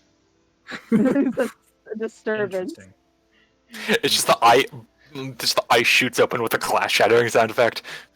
Seems like already waking just going, I heard it, I'm dealing with it. It's in Fergus's lab. If it's dangerous, I'll yell. Yep. I fucking know moonshine when I smell it. Yep, me too. That As is you guys wood all- grade alcohol. As you all settle into rest, Zini, you hear like a scratching at your door. Zene's gonna like just like, fucking scratching. Hello? Pyrrhus like bowls you over. No! And starts looking at you. It's like, what? No! Smells so tasty. Do not. Did you bathe in liquid gold or something? No. He's just like licking you up your neck and like up your shoulders. I give you 5 platinum. Will you not question it? He immediately sits down like a dog. Hunger is the ultimate motivator. He's gonna do the trick where it's like balancing on his nose. Yep. Each with like a Nope. piece of platinum. He'll take the first one, and as you kind of begin to set the second one, he just kind of like, I can't have more than one. Can't have more than. You cannot have one of these diamonds. Diamonds? I thought you said diamonds, Conrad. What did you say? Platinum pieces. More than I- one. You can't have more than one platinum? Why? I'm not supposed to have more than one in a day. Apparently they're very high in fat. Oh, yeah, then I'm gonna adhere to that. Oh, can I get one tomorrow? Yeah, for the next 5 days, come to me and I'll give you a platinum as a treat. But don't Awesome. you go begging other people for more treats. I won't. People kept getting mad at me because apparently I was supposed to be on a diet, and she went and told everybody that I was supposed to be on a diet, so now no one gives me any treats except for a couple of the dwarves. I'm not supposed to mention that, but you gave me a treat, so I think it's fine. You are on a diet, but I love you. Yes, he does look like he's slimmed up a little bit. You're getting the muscle though. Like, have you been working out with Caraforn? Yeah, she's the one who's keeping me on the diet too, and she's really strong. Like Kinda really cool. strong. So wait, Pierce, I you're turned this on. a big fuck off dragon, right? I mean, yeah, How long do big fuck off dragons live? yes. Cool. They live until they're killed. Cool. Yeah, dragons don't really get aged; they just grow. Oh, that's fun. That's the benefit of eating metal. Metal doesn't really go bad. Not like you organic people. I guess yeah, we sort of expire. That boy has a soft underbelly. What are you talking about? But That seems soft. do you want to? Do you want me to rub your belly while I trance? I've been Very much so, yes. I was sort of learning how to move one arm while still in my trance. That's okay. I'll scratch myself against your hand if you stop moving. Oh hell yeah! And he just like immediately like waits for you to settle down and just like curls up in your lap. Yazinia makes like a little pillow nest, and when he's like has a little dance of like no, I want to go in your lap, she's like, Yeah, oh. basically.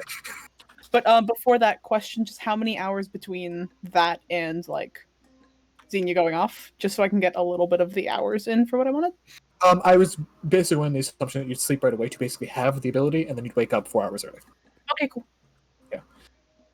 So, with that, as you each settle into your long rest, you can each click a long rest. Oh, was there one more thing? No, I rolled my wisdom check. Ah, okay. It was bad. Each of you can go and make your sleep training check.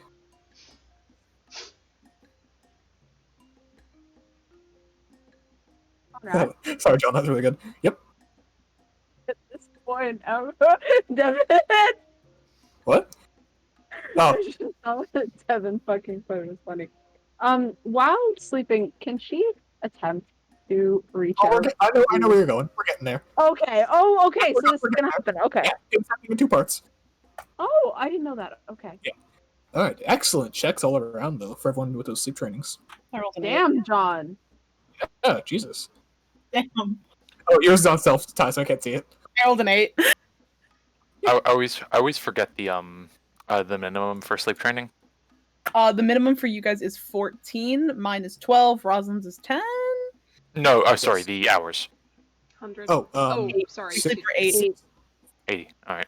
No, 80 oh. for most, 80 for most, 60 for senior. That's why I was about to say 60. And sorry, how many hours were we getting? 8. You never sleep. Yeah. So, as you each kind of settle into your own rest, Esther, you're pulled back to that island once more, but this time you're alone. And you Hi. can feel the energy of the different deities you communicate with you around you. You can't see any of them physically.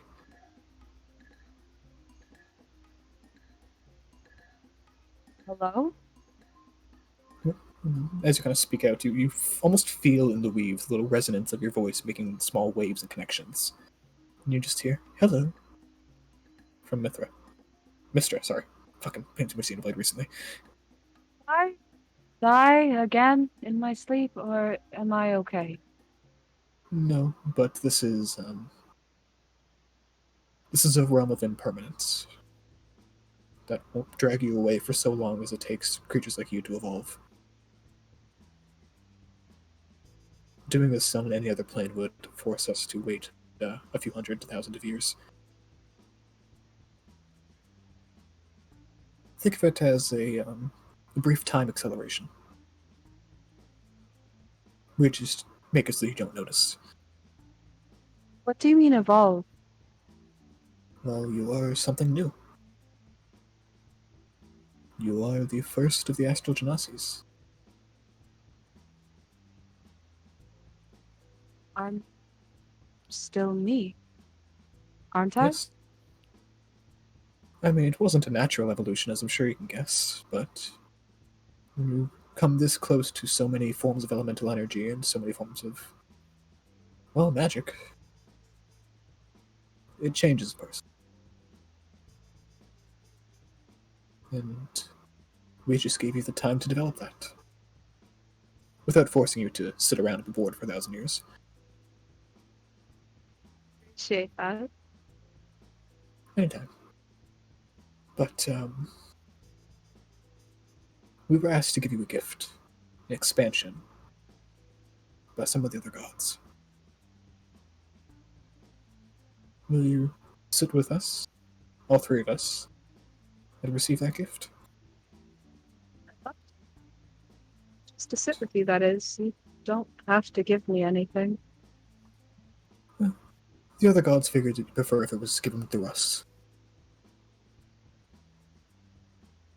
All right, then. So, We'll sit as you, down. as you do so, you get immediately taken over by this intense vertigo.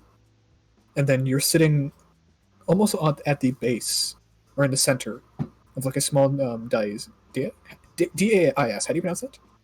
Dias? Dias? Dice, like diocese. Diocese, thank you. Dice. Yeah. At a small, like, obsidian diocese. Or, fuck, dais. God damn it.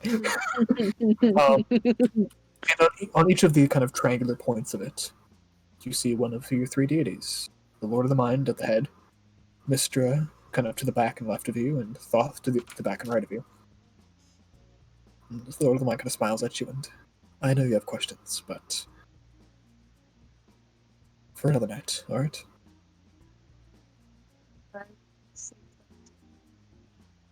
You cut out there, sorry. I will hold on to them until then, but I mean, can you blame me? I'll explain another day when you ask. And I will hold nothing Okay. back. Okay. I will trust you. Good. Then I'm going to begin the ceremony. It's a simple one, as I'm told you prefer. And, yeah, take my hand.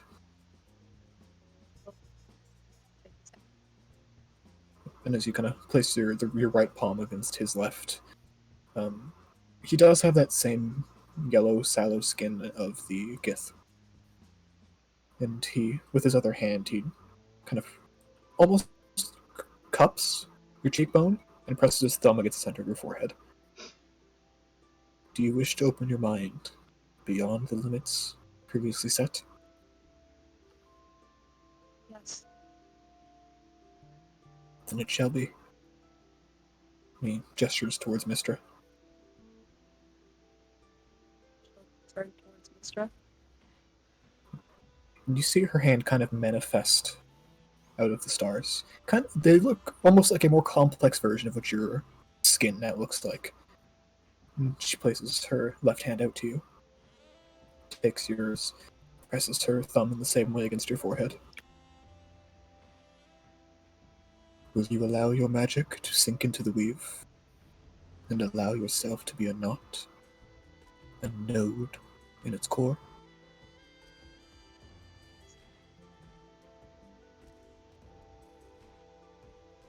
If you answered, you're quiet. Yes. Good. Then it shall be. As you turn, and Thoth is kind of distracted looking, but you can tell he's doing his best to focus on you. He kind of like puts one hand out to you very quickly, takes your hand in his, and presses his thumb against your forehead. Hey, will you protect knowledge, all of it, with everything you have, and allow yourself to learn from the past and to change the future? Yes. Good, then she'll be. And he presses thumb against your forehead and claps and disappears. Kind of laughs, just same old, same old. And as you turn back, Mystra and the Lord of the Mind are gone. You kind of just sit in the center of this dais. It's peaceful, wherever you are. And as your Fane kind of creep up into your mind and say, "Okay, we're processing a lot of new information right now. Do you want us to wake you up?" Jade is throwing things at your head.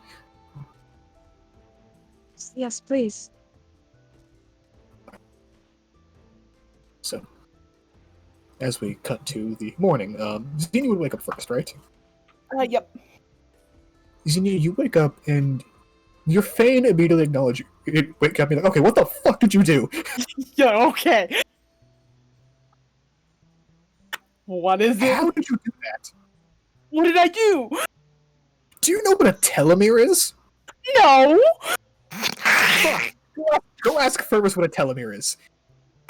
Sleeping! What if you wakes up? Because I'm pretty sure you just gave yourself infinite telomeres. What does that mean? Go ask Fergus. I'm gonna forget in 4 hours! Then talk to his Fane. Sorry. Xenia's Fane, Fergus' Fane. This is Xenia. Come in, yes, Fergus' that's a- Fane. Oh, that's a lot of information. What's a telomere? It's what makes people age. Uh-huh. How do you have that many? I just looked it up, by the way. I was just like, oh. What do you, I don't know what that means. What do you mean? How do I have that many? How did you teach your telomeres how to replicate? I did what now? Whoa.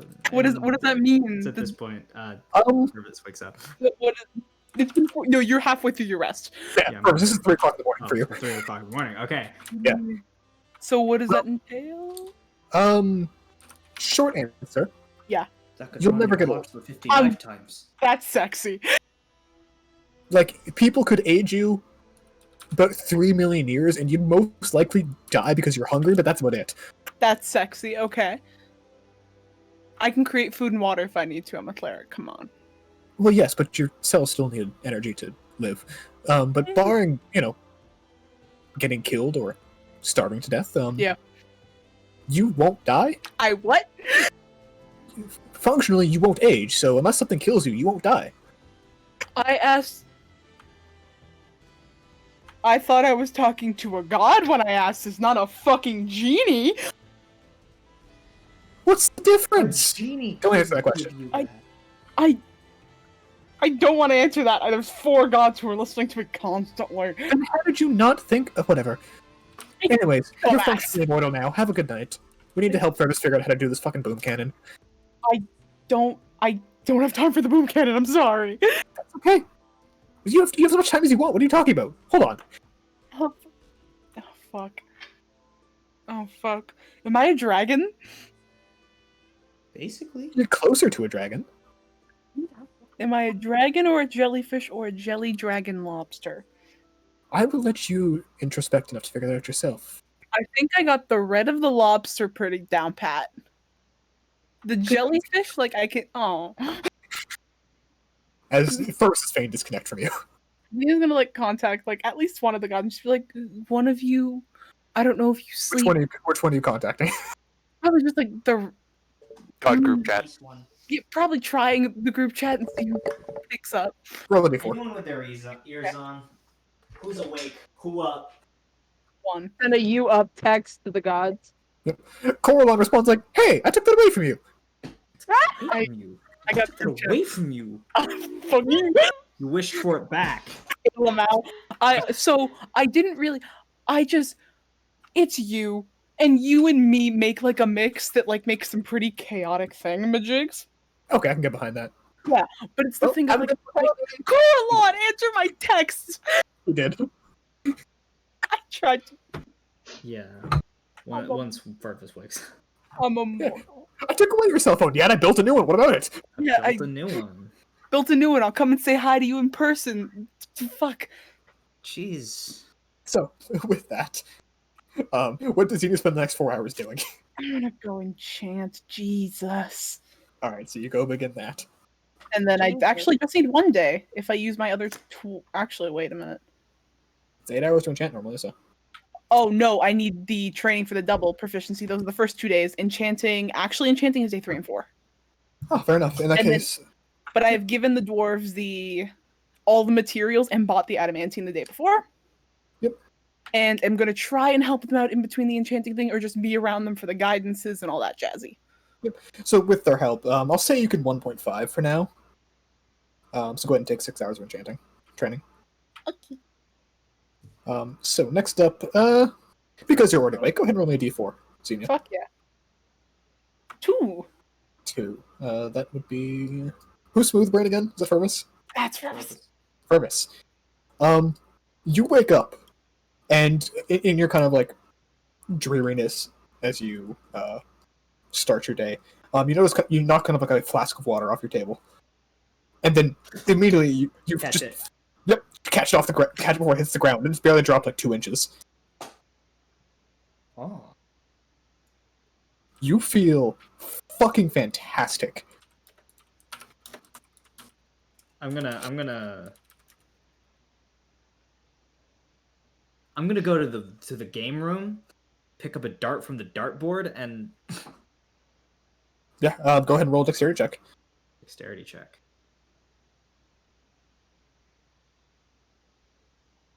Yeah, perfect center. As you go to retrieve the dart, you actually look into the little perforated holes of it. You've hit the dead center tiny hole within. Huh.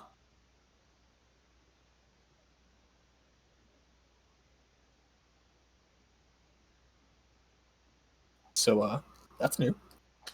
That's new.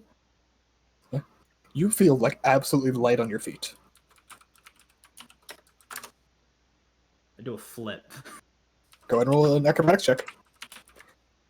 Ugh. Yep. You I understand the physics of it, and I have the dexterity for it. I still don't get how it works.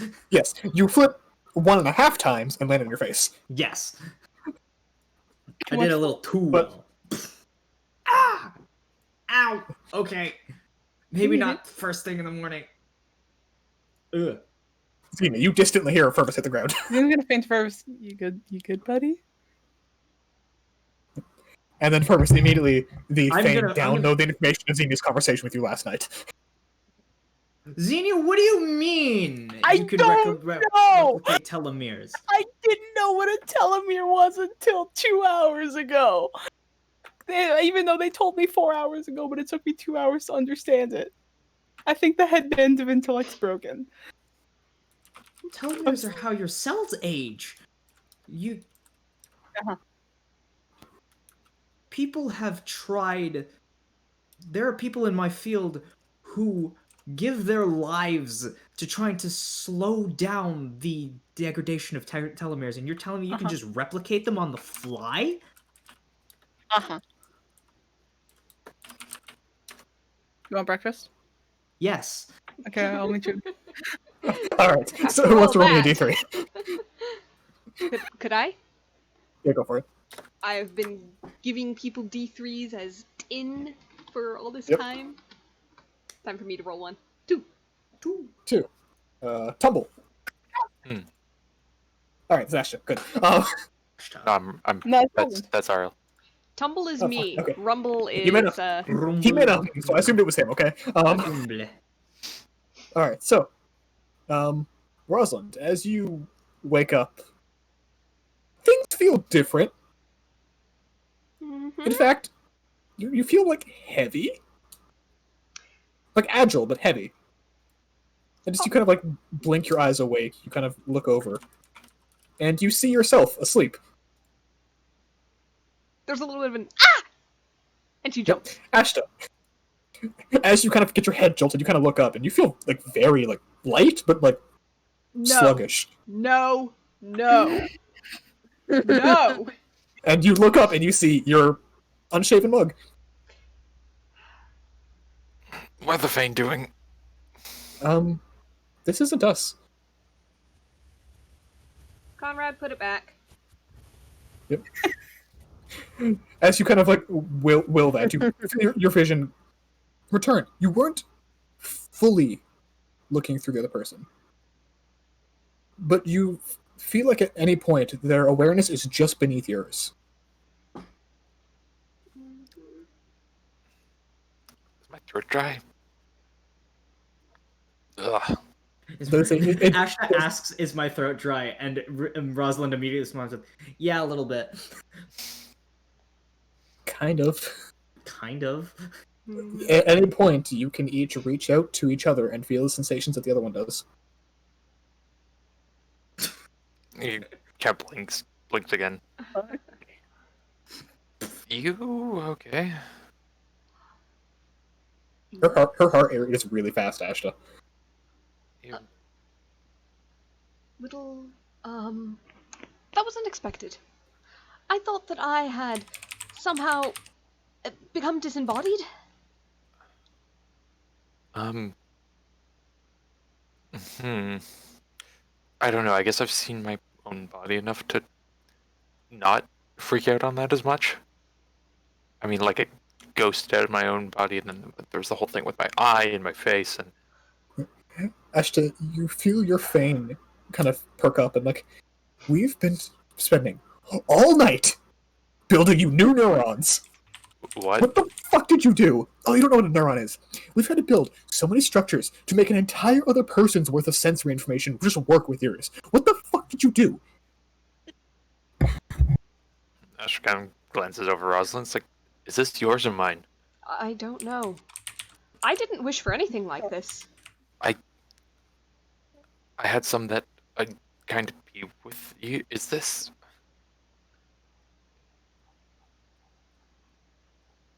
I have no idea. Someone fucking blended your sensory information, and it wasn't us. Do you know how much energy it takes to build a neuron? Check how hungry you are. Check. Oh. That's why my throat's dry.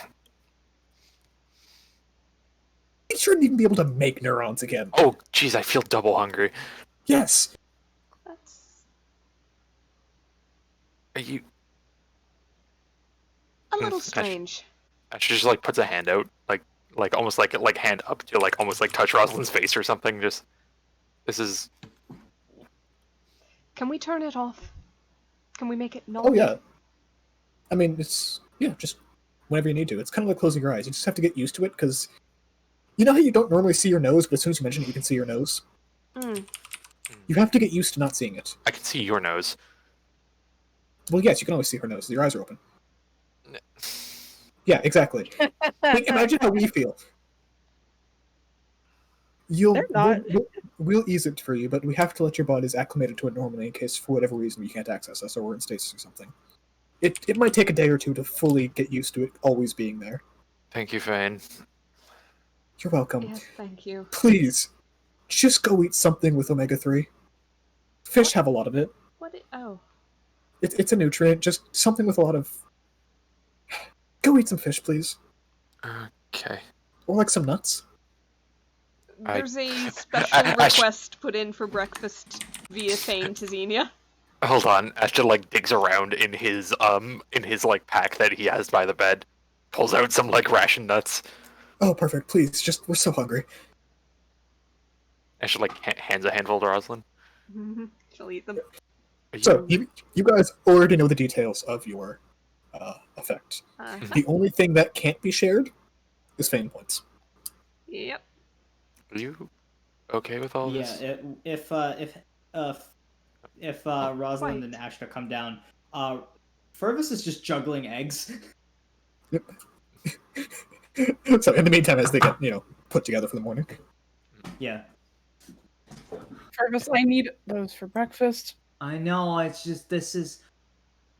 There's so many more things to juggle. Go pick up a rock. And he Uh, puts As one Rosalind and down. Ash are walking down the hall. Oh, I can't hide any. You know my heart right now. Mm-hmm. Well, I know yours too. True.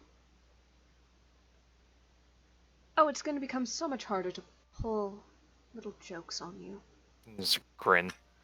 You're Right. happy about this. While they're walking down, Fervus grabs three tangerines.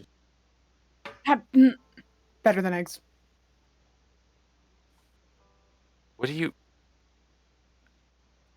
New potion for us? No, just woke up like this.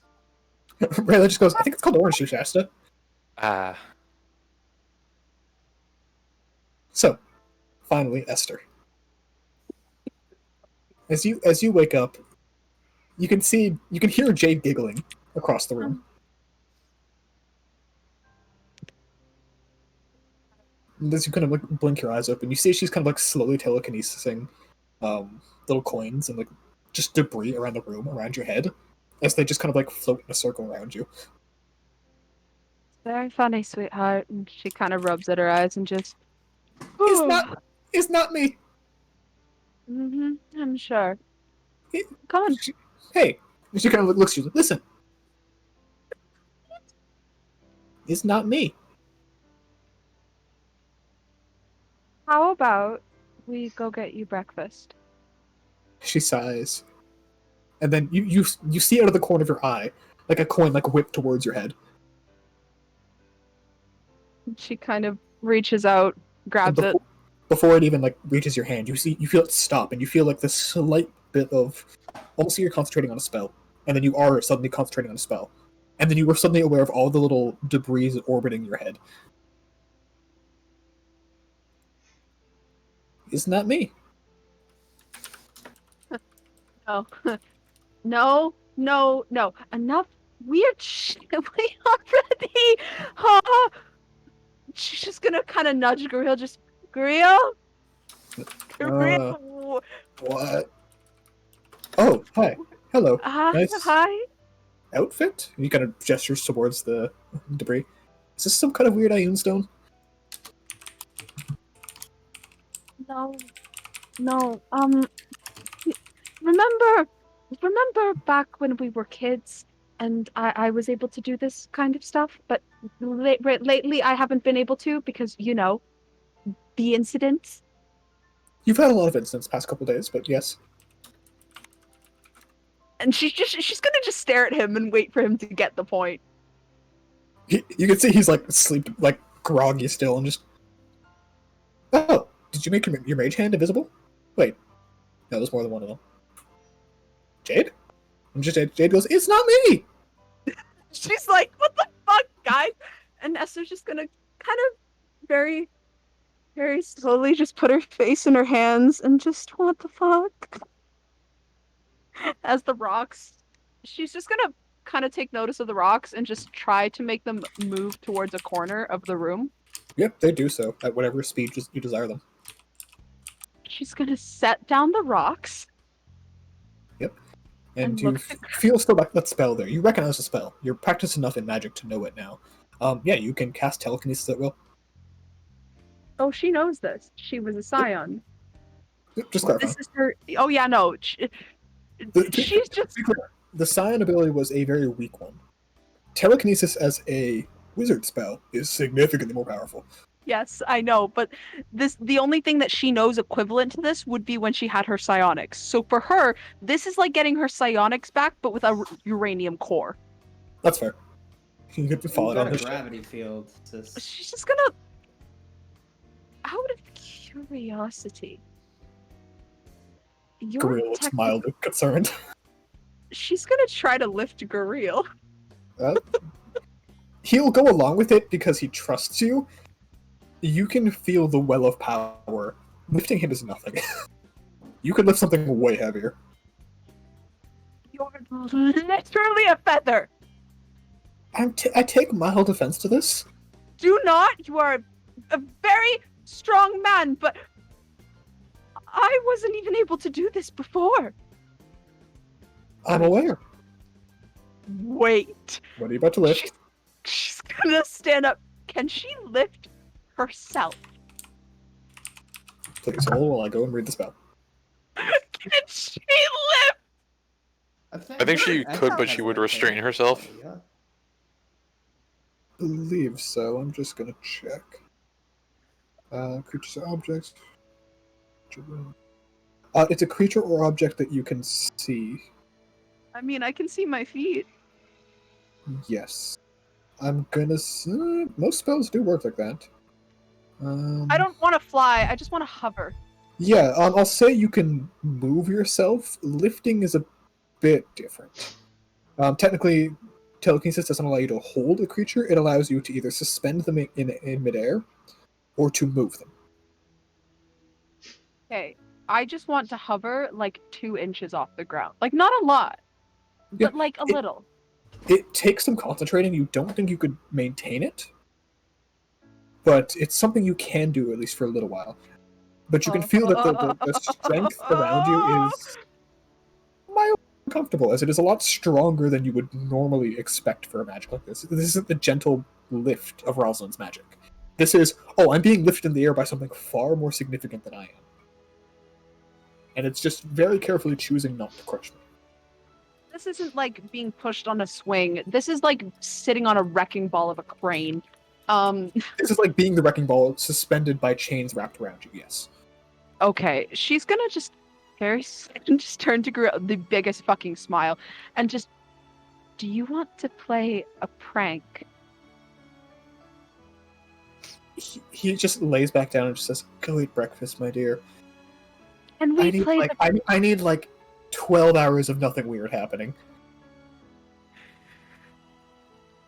She's gonna jump on the bed and on top of him and just, I can With the party? No way! No way.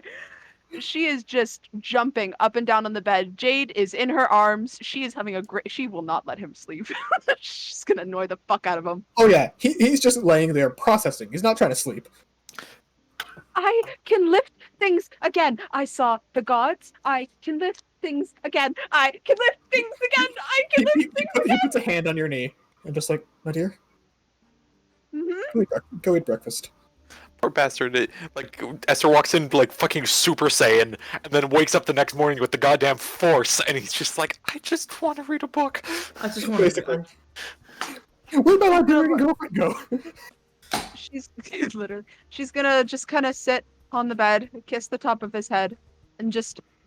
I will go eat breakfast. You Thank you. process this. Jade, Yes. do you want to play a prank? Yes. And I'm going to message you the prank we are going to pull. Oh no. So in the meantime, how is breakfast going without I was gonna Esther? say, I have a breakfast recommend. Yeah, how's breakfast going before Esther gets there? If we're looking for nuts, Yes. could Xenia whip up a baklava? Making fucking baklava? Okay, I think the word I'm thinking of is balaclava. What's a balaclava? It's like the wrapped around pastry with the nuts and sweet stuff inside. Balaclava, Yeah. you put it around your face when you want to rob a That's bank. why I was confused. I'm like, Yeah, no. Why does Ashley want a scarf? Baklava. Yeah, no, it's delicious. It's fucking yes. delicious. Yes. Okay. Yeah, you can whip that up. Actually, go ahead and roll me a cooking check. That's low. It is. 31. Is Tor nearby?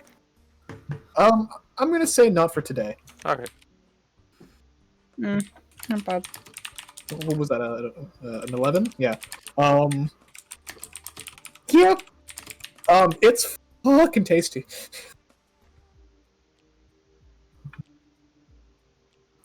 Actually, you noticed that this whole time you've been in the kitchen, Furs has not stopped juggling various things around the house. Hey, Sport. You, Hi. He keeps juggling. Did you pick up a new trick? Was that yours? I mean, I wanted to be more agile, but I didn't expect this. Well, usually when you ask things for the gods, they decide to give it in full force. So we've discovered. She gestures to the fucking baby in her arms. Yes. Yeah. Yeah. So you have a gravity field now? Huh? Oh, the rocks are gone. Yeah, the rocks we got. Esther looks, quote unquote, as normal as she can right now. Yeah, she still has a new entire physicality, but Oh, by the way, Esther, did you get my message? Was there anything new or different about your Zoldar? Color aside. Hello? Sorry, I Okay. was just typing something. I just changed something and I thought it'd be funnier. I don't believe there's anything different. All right. You can look if you what Conrad, is there anything different? that's mostly up to you. Okay. This is mostly for the sake of decoding it, because if anything in the Soldar changed, that would clearly indicate that the language that they stand for Go is ahead and roll influenced. me. What was the recommendation you made last time? I don't remember. I think it was intelligence based on her linguistics. Yeah, I was going to say, ability? go ahead and make an intelligence check, but do you have history proficiency? No. I've got Okay. Arcana, and technically I've got that entire linguist feat with the Oh, ciphers. yes. Okay. Go ahead and make for me a charisma check with proficiency. Charisma with proficiency. Okay. Yeah, you can basically use charisma Yeah. for this roll real fast. All right. I'm gonna go ahead and click on persuasion. I'm gonna persuade the Zoldar to tell me their secrets. The nice thing about language is you 26. can make a reasonable argument that it's charisma based. I'd say the study of it is very intelligence based, not charisma. Yes. Unless you're, Charisma is just utilizing it to its best effect. fair, although Rosalind quite literally affects magic using words, and it runs a borderline, especially with Soldar being magical too.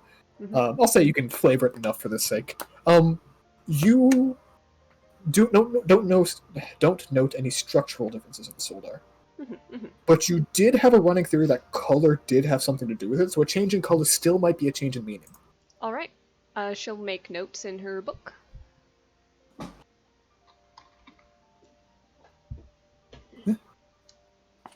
Future projects. Give it a few days to settle in, I suppose. Again, with the dust on the face, Oh, maybe yes. something else might show. Absolutely. Actually, if you wanted to, you could just go and bathe right away this morning and see if it washes anything off with the, She's a fucking. as per the dust. She's a walking bath bomb. Oh no, that Oh, God. that bathroom is never going to be the same. The tub is Glitter going to sparkle everywhere. forever. Yes. It's gonna look like some fucking But anime water. Yes. If anything else does change about it, just feign it to me. Let me know. I'll make a note of it. And one more piece to deciphering the puzzle. After breakfast would be very, very welcome. Speaking about breakfast, hold on one second. Ashta, catch, and she's gonna whip Jade at Ashta. Yep.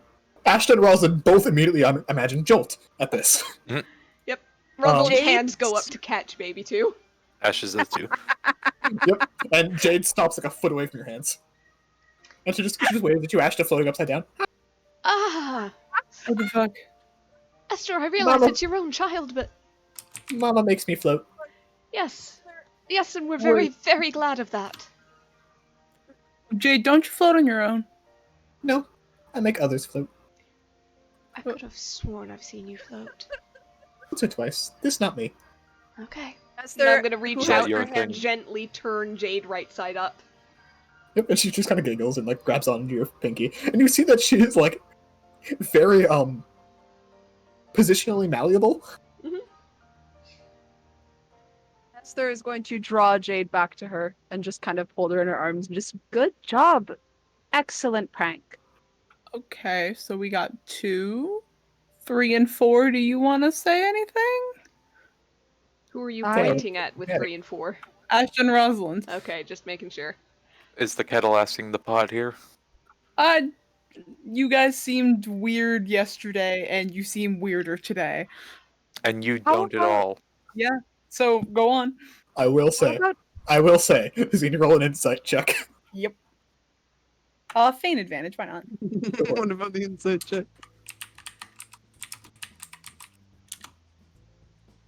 Every time one of them took a bite of food, the other seemed to get this like slight dopey look on their face. Because you rolled a 31 cooking check. So either you two are enjoying my food. You both are. I see it. But Well, when yes, one of it's you very eats good it, food. when one of you eats it, the other smiles, and not at each other. Smiles Wait at a some- minute. Did you soul bond? Ooh. I don't believe so. What is it? Like, What A do you soul mean? bond. It's okay, so soul bonding is the equivalent of what you would consider marriage, but jumped to about 100 levels. Basically, you tie your two souls together. You feel what the other person feels. You can go through things that the other person goes through. suckers did There's get an married. immediate panicked feign over to Ashton. Did we soul bond? I asked for some of me to be with you always. Oh, they You interpreted fuckers that. As their expressions change. You got soul married. bonded. No! You soul bonded. No! Without No! realizing. No, I'm did quite not. certain. No. Yeah, for a second, all this is going on, and Jade raises a hand to point at Ashta, and then just gets this confused look on her face, Oh no! and then points at Rosalind. Oh no! Uh, The baby. and then she starts speaking in two thoughts at the same time, like speaking in tongues, and just like makes this like unhappy look, like ah. Okay, let's not read them until Yeah, they've got enough of this that, under kiddo. control. And she's gonna just kind of. It's so weird. You're I'm sorry. connected. No. You guys have to understand. You did this on accident, but soul bonding is one of the most sacred things in Genasi culture. It only works if two souls are in sync. You need to understand how rare that is. To be quite fair, You- there were a number of Once gods in a involved in million. this one. Yeah, I feel like this one's Yeah. kind of forced. Ashta Not forced, but enforced. This blunt forced. I had a helping hand. Several helping Yes, hands, very powerful but- hands. Yes, but the basics of your soul have to be in sync for something like this to work. Oh. Ashta, you can very quietly hear Rayla singing inside your armor, just Kissing. Shut up. There's a quick fan over. Just like, hey, Rosalind, how's that thing go again? She'll feign him the melody. And Ashta, you feel it ready to come out on your tongue if you wish. He'll hum it like basically in his chest. And you guys, everyone in the room can hear it. It's as opposed to the light, airy melody of Rosalind's. There's this deep, resonant hum that rises from Ashta's chest. You immediately feel Rayla go unconscious. Xenia, as opposed to feeling immediately like, "Oh, I'm sleepy," this is like a powerful tranquilizer. Oh, this is intended. Xenia's cooking! Xenia's cooking! What did I fucking say? Hold What on. did I fucking Elves- say it? Hold on, elves can't be knocked unconscious, can't be put to sleep No. by magic. No, But I feel this very tired. this is loopiness to an extreme. Rosalind, you warned me before you do it. Now you gave it to him. So, I didn't think it would affect you. I shall haven't. Hey, Rosalind, Yes, put your hand out. she does. As she casts light in her hand. It appears kind of between your two palms. Oh, you're married. Huh. Look at that. Wait, So, normally you can cast that on an object. Did you just... That magic felt strange. did you just cast that on the connection between your two hands? Wait, Ashta, and I'm gonna reach out my other hand and I'm gonna touch a utensil on the table, like on the other side of him, far away from him. Cast light on this, and hold up the fork. He does so. The fork lights up. You two fucking soul bonded. You promised. This was not... Hey, Rosalind. Yes? Astra points out the window. Just with an open hand.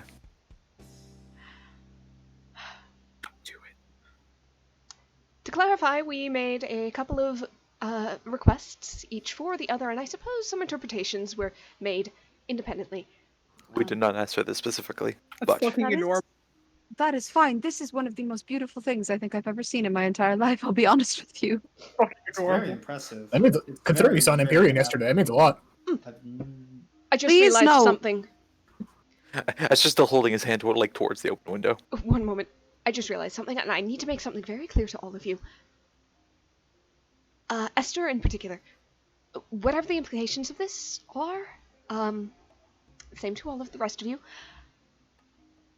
Do not tell my father in those words. I think you'd kill him if you did. I will. Yes. I will not. I will not say a word.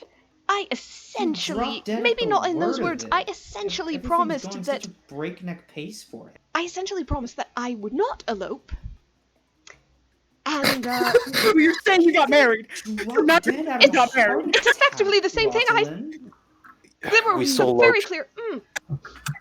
Yes. If this helps, you technically didn't go through with the full ceremony, which means we even haven't. though you are soul bonded, you technically don't fall under the category of marriage. common law. Good. You're so coming on. Also, I will say, I know not to tell your dad and everything. We're still talking through fine. I know not to tell your dad and everything, but there's also someone else here who can pick up on that kind of easier. How are you gonna tell Ryan? Oh God. He's here, guys. He hasn't Yeah. left. And he can pick up on that stuff because he's Ash's fucking uncle. You know, Also, The man knows how to shoot monsters. The man knows how to maybe read for someone into a bit. He is not about to make this jump, and you are not going to help him in that. I'm not gonna help him. I'm just saying. we won't, but I'm going to let you know now that it is very easy for Genasi to tell if you are soul bonded, especially if you are new at it. So I am going to tell my father not to say anything that is going on between you two, Good. because he would open his mouth and accidentally tell your father. So Yes. we're going to have to do Good. that after breakfast. But also, what I'm trying to get here is the fact that your souls have to be in sync for this to work. You essentially just proved that you two, in the comprehension that we can understand, are soulmates. Let me put this into perspective for you, Ashton and Rosalind. There have been 2 soul bonds in my tribe in history. To be fair, It Tribes does not. I was have a about pretty to short ask. history, but It's a pretty short history, but still. I it's weird have that never. That I know. I have never witnessed a soul bonding in my life. Me neither. It is very rare. It takes numerous precautions and numerous things. It is such an important and delicate procedure, and you could get all the way to the very end of the ceremony and it just not work. You have proved somehow, beyond a shadow of a doubt, throughout it all, you two have managed to find each other. And proved yet again that soulmates do exist in some capacity. I have to ask, how heavily is Rosalind blushing right now? Little pink, but okay. There's a little, there's a She little looks pink more on both of them. pleased. She looks more pleased than embarrassed right now. Fair. However, on Ashta's much lighter complexion, there's a little bit there. A bit more. Bit more. That's adorable. Rosalind just do the thing, and he's holding his hand out the window. Yes. Xenia, I'll help clear up after dinner if you don't mind. Okay. After dinner, okay. Huh? Dinner. I'm just letting you know I'm not trying to bail out on you after breakfast again. But and she's gonna cast fly. And they're going out the window. Just for the sake of it, because I don't know if I made it super clear. He was going for an Eldritch Blast there, just to see if it worked the other way. Oh, okay. I thought yeah. he was going, let's get out of here. Nope. To be fair, Well, Rosalind would know what he was going for because Fane and other connections. I- That was just a player failure. yeah, you guys have a That was a- TM. players screw up. Misinterpreting each other is unrealistic at this point.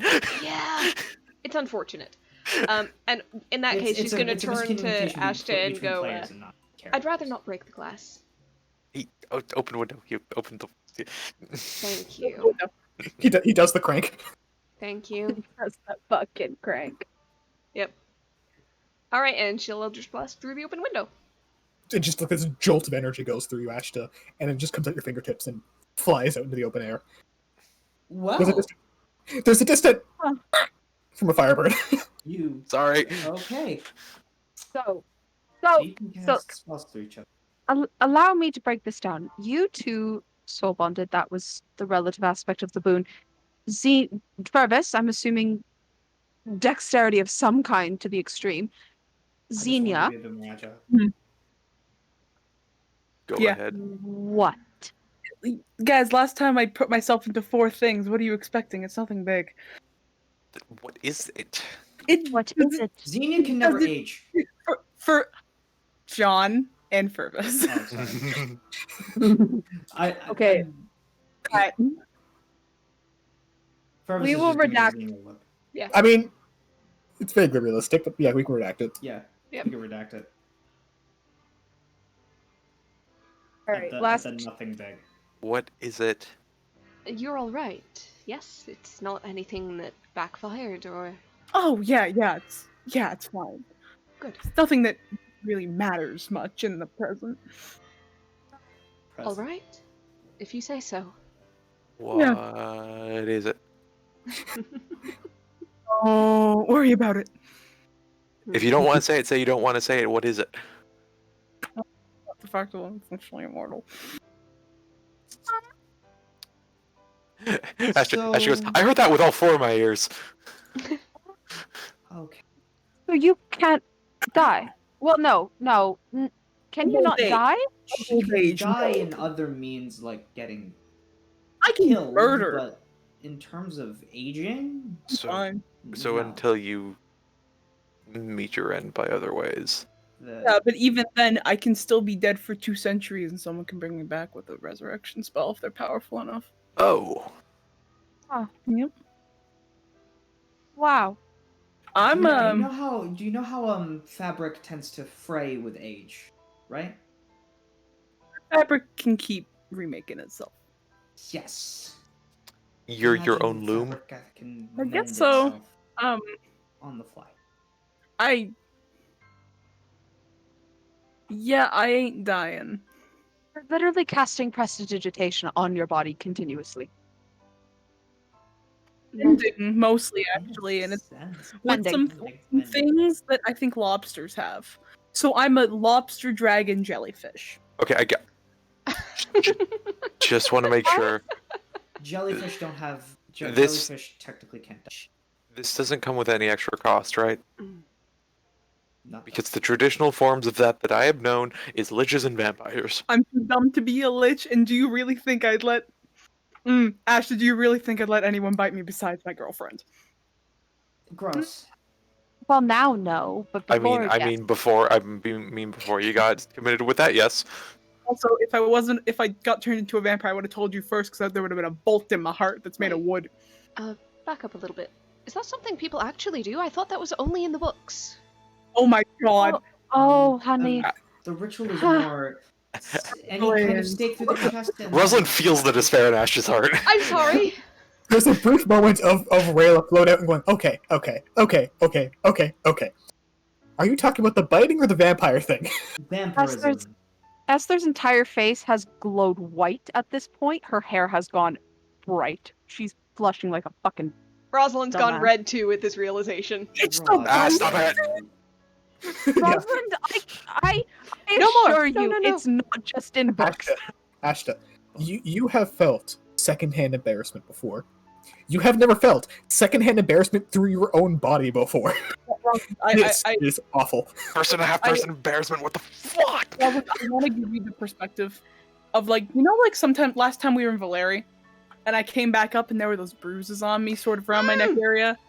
That would be what that Xenia, is. breakfast has been lovely, but I have to go. Ashton picks up Rosalind, jumps out the window. And you guys watch as Ashley jumps out the window, as I Fine. imagine his wings unfurl, because you didn't tell him about that. Oh. Yep.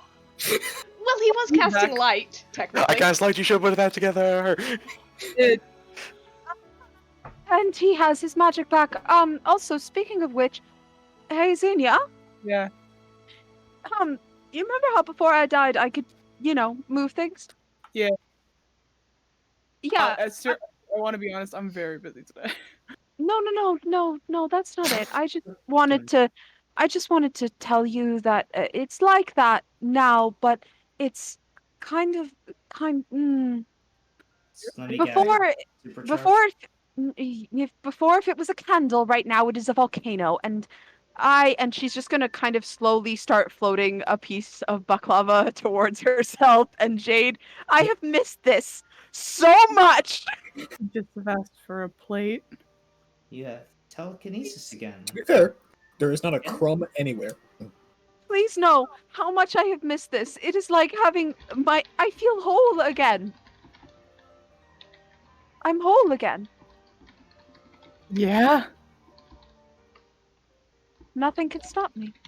I have no missing pieces.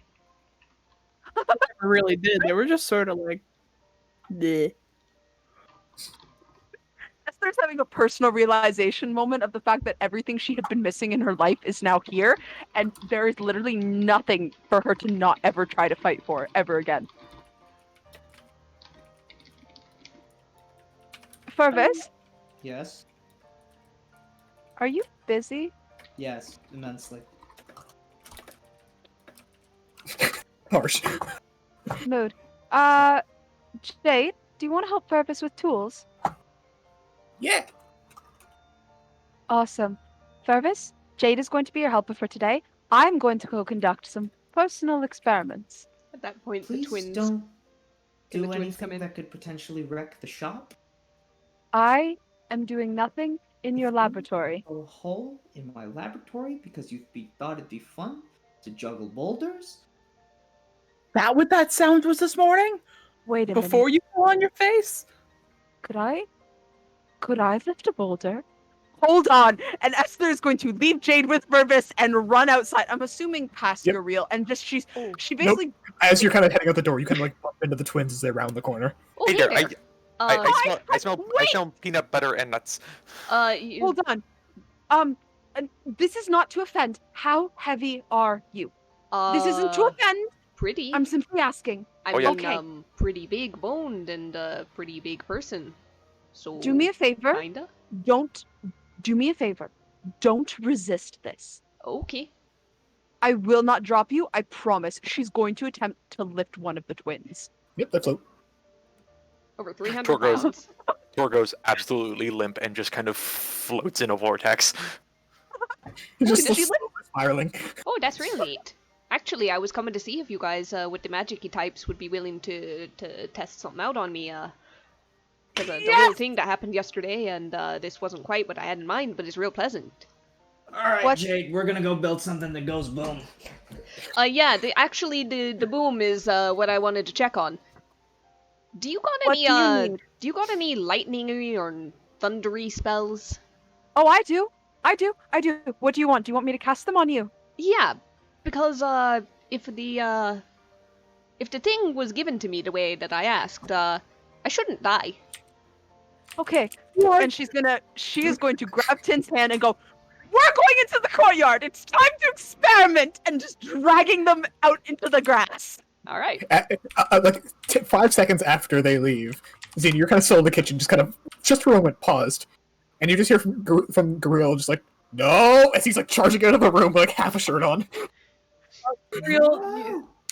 I thought you. He kind of pauses and he's like, "What smells so good?" Man, Yeah. thank you. And he kind of walks up to you, takes a piece, kind of sits down, and just, "How are you today?" Immortal. Cool. Yeah. Do you want me to ask questions, or do you want me to just leave it there? Just gonna like sit in front of him, just go. So, The fuck is So- a telomere? you've dealt with gods, Yeah, mostly just one, but yeah. genies sometimes. I've interacted with. It was kind of a genie. Genie's a bit of a blanket term for a few things. It's kind of mildly racist when you talk to elementals. Yeah. I know, like for the elementals, but like we talked to Zeus a little bit, and he like asked us for a boon and all. That's like what we wanted, and I went, well, like I'm an elf. I reincarnate. I don't trust my reincarnations because they come from me. I don't trust them to keep the soul binding. So I asked him to fix something, and he made me immortal. Nice. Like, Yeah. people can stab you immortal, or like you'll be around forever immortal. I'll be around forever if no one stabs me immortal. Cool. Yeah. Well, if you ever need to bring me back to life, so like a year later I can bring you back to life, just let me know. Are you immortal? No. But like if I die, I mean, like, I don't need to be alive for long enough to cast a spell. I'll keep some clerics on hand. Just have one. Maybe like pass it down as like a sacred thing, or make a magic item that can resurrect someone once every 100 years and just give it to people to pass down. You can do that? I mean, you're immortal. Yes. Oh my god. Yeah. Right. You're a fucking genius. Right. Can I have some cocoa? Yeah, I'll make a pot. They're doing stuff. They got some really cool stuff, and I can't die, but I'm gonna make myself some cool stuff. So you know it'll even out, man. Yeah, I mean, you got the time for it. I know. Can right? Can I take a blood sample? I love this man. I love this man. I'm gonna just off the cuff. You want my blood because I'm immortal? Yes, I want to see if I. Have you heard about transfusion? Yes. I wonder if it will help people medically if they accept some of your blood. Oh, okay. Samara says it's when you transfer your blood into someone else. Okay. Because they ran out. Okay, so I instead of want to- bloodletting, blood giving. Got it. Kind of a bit of both. More of a blood transference. Okay. Medical as opposed to magical, though. I want to see if yours will have an effect like that on other elves. If it will fix problems they have that had to do with the split from Corlon. Yeah, For later. You've got lots of time. I'll give you my blood. I was wondering two things with it. Yes. One, you know those ghouls? Yeah. Will that help them? Oh, that's fascinating. If they get to the ghoul stage, they're already pretty far gone. But if we get to the vampire stage, give them some of your blood, I wonder if it would be enough to sustain them perpetually. Yeah, exactly. And also number two, could we make really good healing potions out of my blood? Probably not. Mostly because putting a humanoid element into healing potions is generally bad long term for you, as you don't really want to ingest other human bits. What if I ingest my own human bits, though? It's less bad, but probably would taste terrible. Well, I can make it Actually, taste good. here's the thing. Yeah, you're right. You probably would just taste good by default. Yeah, I can make some fun little potion powder for everything good, so it tastes like a cupcake. Speaking of taste good, tea. Yeah, sure. I thought you wanted cocoa. I was offering you tea, but yes. Oh, I'll make myself tea. I'll make you cocoa, and I want to roll it again. Go for it. Oh, that's worse. It is worse. Oh, it's 27. I'll say he's technically assisting you. Yes. There we go. 34. Jesus Christ. It's a good fucking cocoa. Minimum, you rolled a 6 and you got a 23. Yeah, I know. Don't worry about it. I want big numbers. Is your minimum a 19 with guidance? Yeah. Fucking fantastic. Fuck Yeah. yeah. Alright. Funky, you fucking. As we swap back to the twins heading to the courtyard with the resident spellcaster.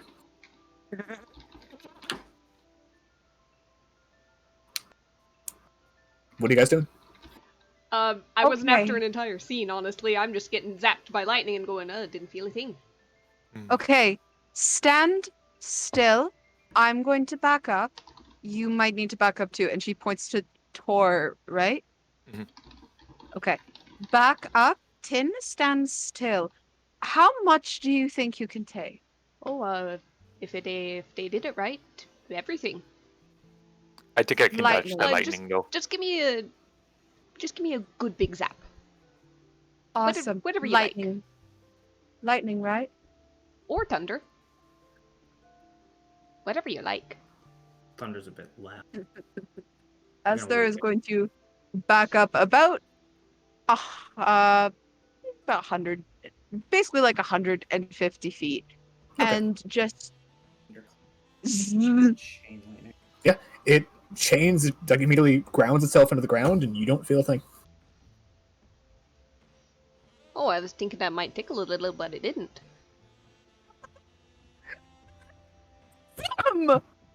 That being said, I will say your hair.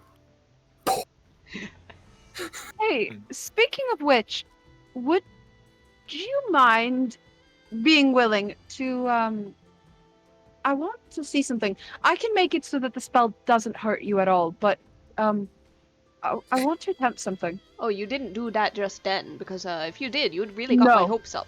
Oh, okay, good. No, I didn't. It don't worry, I promise I didn't, but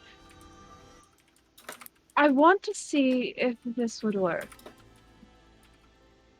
Yeah, go ahead. So, Conrad.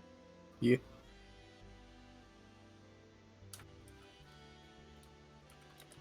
Just Yeah. in a- Are you trying to make it affect them or no? No, avoiding the effect, but I want to see what happens on the area around it. All right, and you're out in somewhere space. Distantly, or not distantly, a firebird like drops out of the sky that you didn't see above you, Oh, and fuck. it just gets yanked downwards. Sorry! It just kind of squawks. You notice there's a slight singe of an eldritch blast on it too. Oh, You are, oh, poor oh, guy. buddy, you are not having a good day. Do you go into the castle? Just I'm teleport away. sorry. It sucked everything down. Okay. Would you mind? Yeah, I Me- will say, the twins stayed exactly where they were.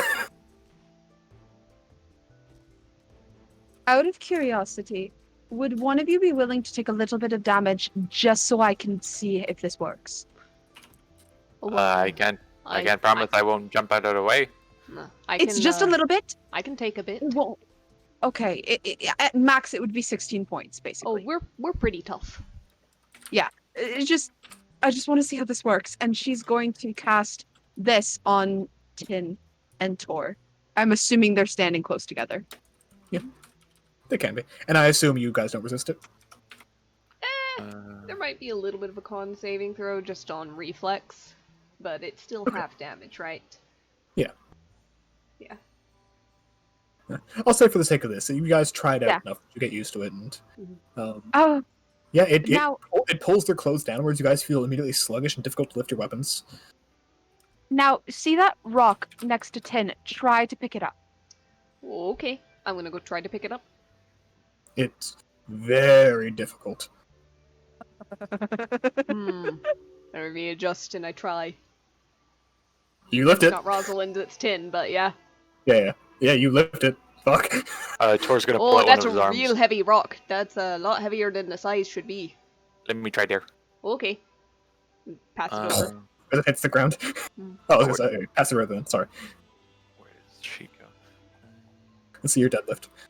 After a minute, it fails away. She's going to ask you to pick it up again after a minute, After a just to round, see it goes what's away. different. Isn't around a minute? No. No, round of 6 seconds. Oh, okay. Yeah, you just Right. barely managed to like lift it a bit. Oh, the angle's weird with the arms. Although technically it's strength check, not an athletics check. Good point. Yep. So you try to lift and you get a little bit going, but then it just like slips out of your fingers and hits the ground way harder than it should. Hmm. Yeah. But with that, you guys spend your time experimenting with the new magic and the different abilities. Varies. At one point, she is going to drag Gorilla outside to show off all the cool new things she can do because she's very excited about this.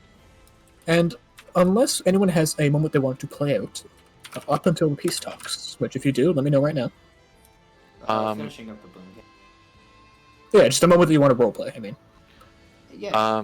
I sure wanted to check in with Essence because it's been a while. in that case, we'll do that one real fast. We will really quick narrate the completion of the boom cannon because of what happened in the meantime, and then we'll jump to one day before the peace talks. But first, Essence. Are you with Rosalind for this? Or no? Probably, yeah. It's probably after he jumped out the window. Yeah, I guess it's mildly irrelevant at this point. But you kind of reach towards Essence, and she immediately like appears around your shoulders and like, that was dreadful. Yeah. Sorry. You're different. You guess you couldn't really see anything the whole time, huh? Able to look into the ethereal plane helps with that. Hmm. But it's I'm stable. better now. I can tell. And you are powerful now. And I'm starving, but you're powerful now. Mhm.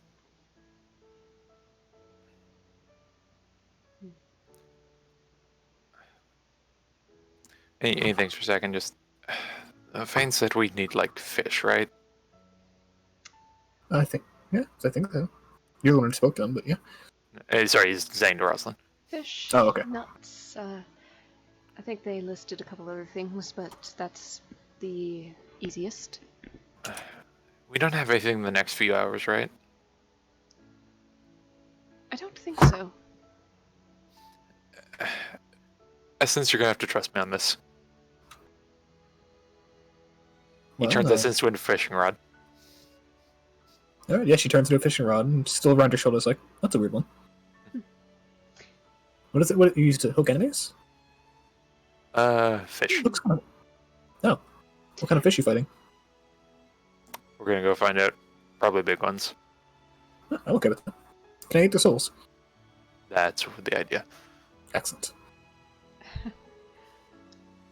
This is a weird dell. Like, oh shit, happening right here. I just gonna go get some food because they need brain food. Mm-hmm. Yeah, I know. This is like a weird, like, mild deja vu. Yep. Yep. They're gonna have a weird thing where they go down to the lake, and Ashton's gonna fish, and Rosalind's gonna try to build a fire, and Ashton's gonna fix the fire. Yep. Roll a D100 for me, Ashton. Oh, here we go. Yeah. Of course. At one point, you fish up Esther's stepdad, Oh no! and Oh Esther no! just goes, "I assume that I shouldn't eat his soul." Nope. And just morning, sir. He's just holding on to it, like it's like hooked on his like pants. Like, hey, any reason you pulled me out? I was fishing and I didn't expect you to be in a lake. Oh, and he reaches into his pocket and pulls out a fish that's still flopping. Here you go. Uh-huh.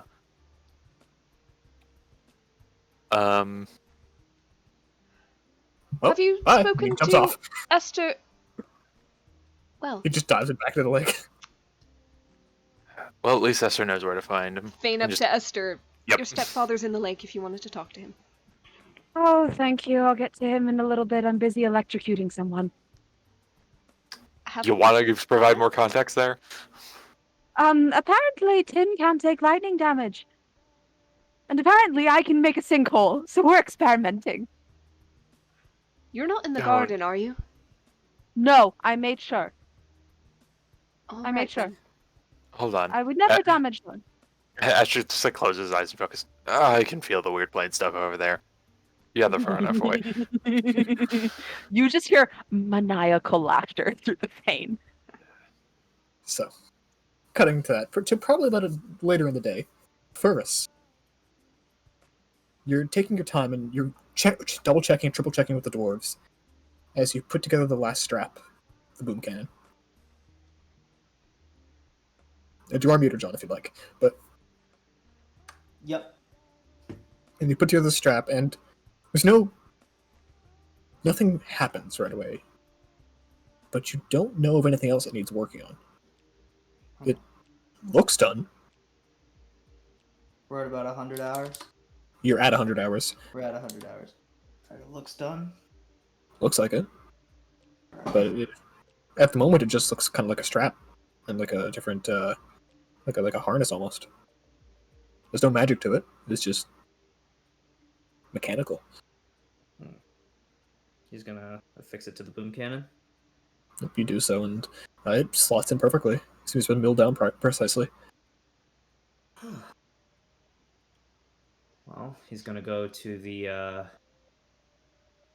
shooting range he's made for himself, Yep, go for it. and he's gonna fire off too. Yeah, as an action, you make 2 attacks. Go for it. Nice.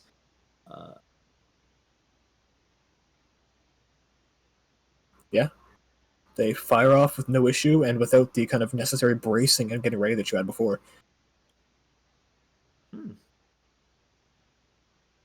And it seems to have that extended range you were hoping for, with the standard 30 feet bonus that you get. Oh yeah. So I'm at 60-90 now. 60-90. Nice.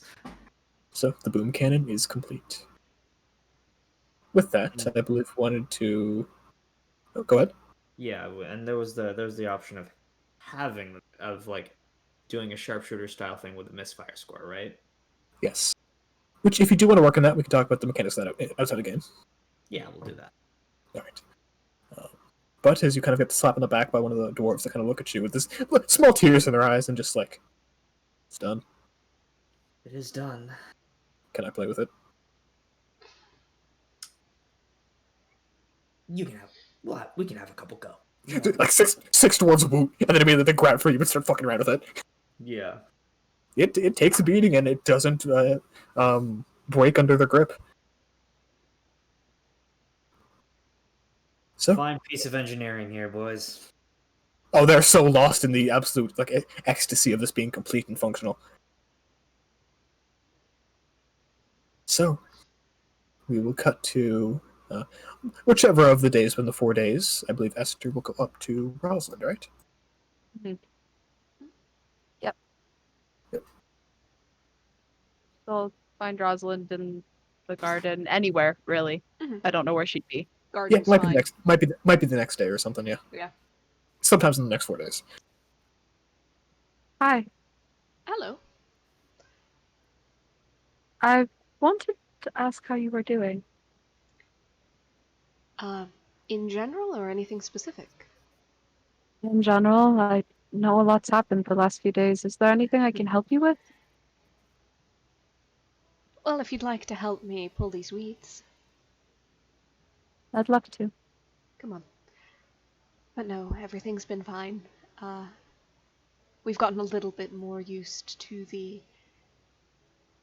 connection.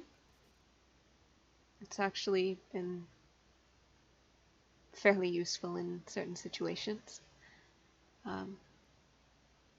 Just cantrips having a little extra range or reach or convenience.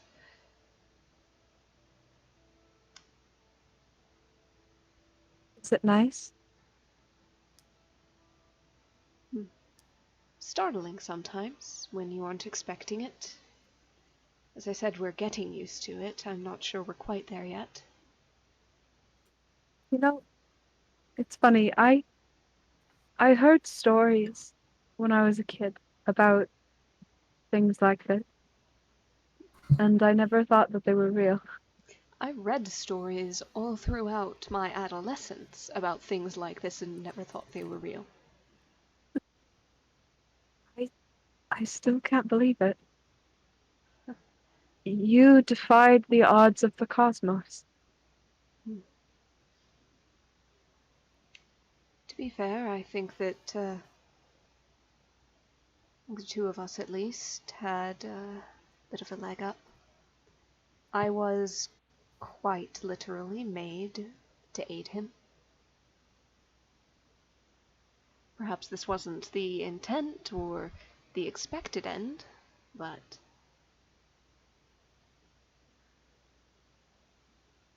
Love finds itself in the weirdest of places. I'm just trying to say that I don't exist by mere happenstance, I think.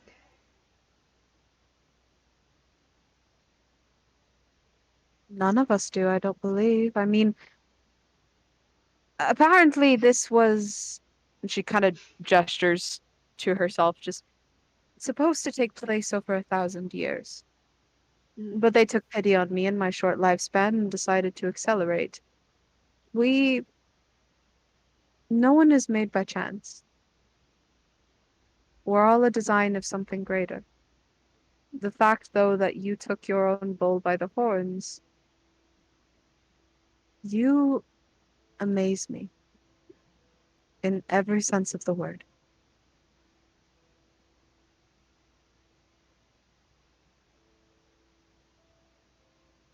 And I thought it was important that you know that. Thank you. In truth, I don't feel that it was anything that I did in particular. Um,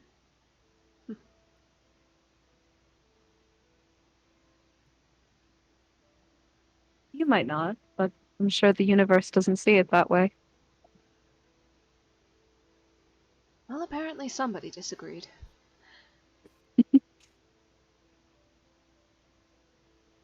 Regardless, you are a masterful enchanter and a fantastic warlock. You have a patron who I believe admires you for the strength that you possess. We know, Ashta, we know. We know who it was. We just weren't saying it. But I can't believe that this might all come to an end soon. Diplomacy is Well, never not quite that straightforward, but we can hope. At the very least, we not can create some steps. not an end, I suppose, but A new beginning? what's up? Yeah, A change. you know, between you and me, I want to go back to that revolution, to where it's being held in the north. I want to find that girl again, Lucy. I want to give her a home. I heard she's never left my mind since Peduncle. Of course. Well, given her age, I doubt she'd be part of any delegation they sent, but I did extend the invitation to them, and request that they attend these talks and see if their issues can be resolved at the table. If it goes well, perhaps there will be a space for Lucy to be found, or for her to appear, or assure us of safety, or whatever she would prefer.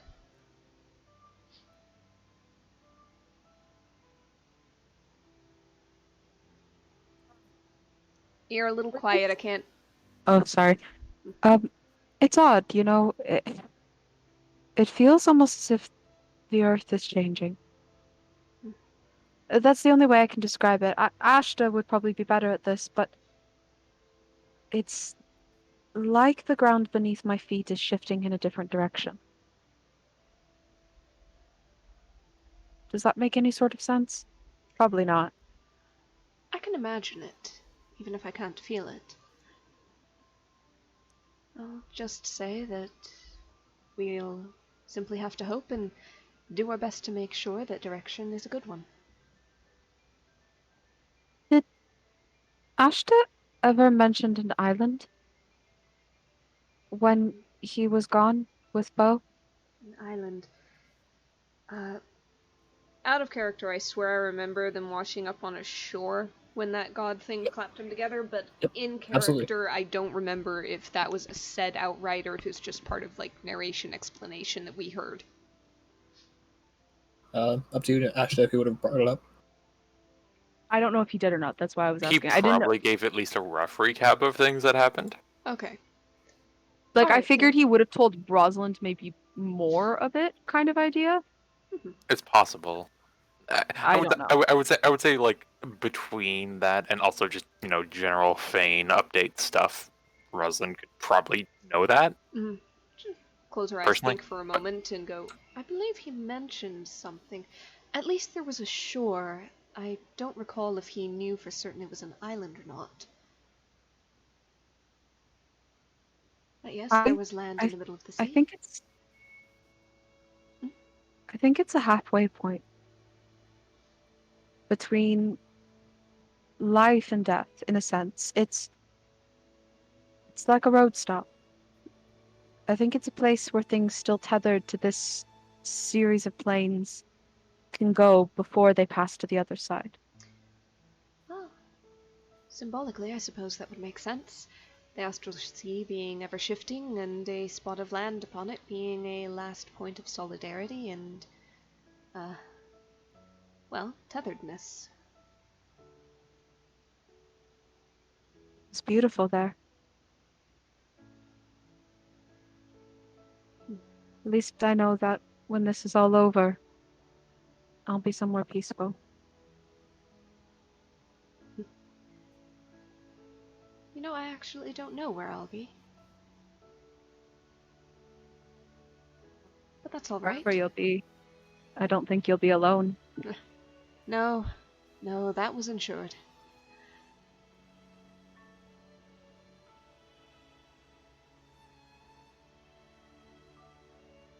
I wanted to thank you. If it wasn't for you, none of this would have ever happened. If you hadn't been in that tower and we hadn't been walking along, none of this would ever have occurred. You are the pinnacle.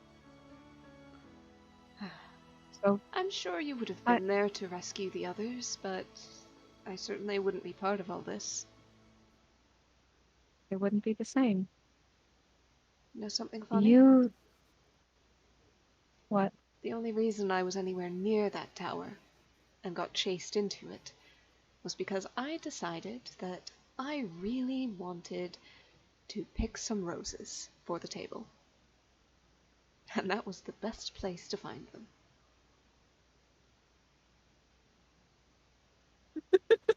It's such a little thing. And here we are, with an island dragons, finding love, fighting wars. God.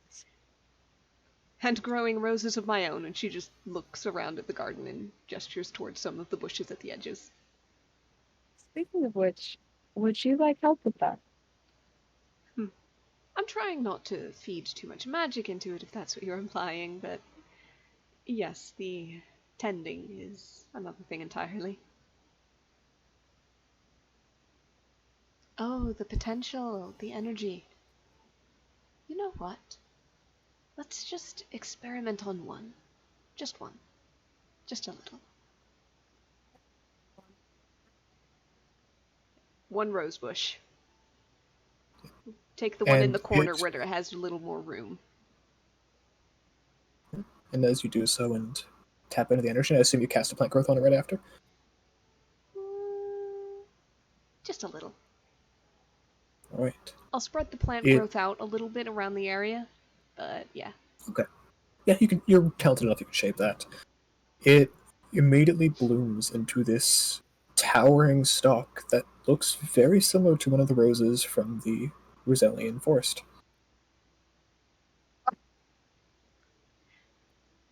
I don't think I'm ever going to get used to that.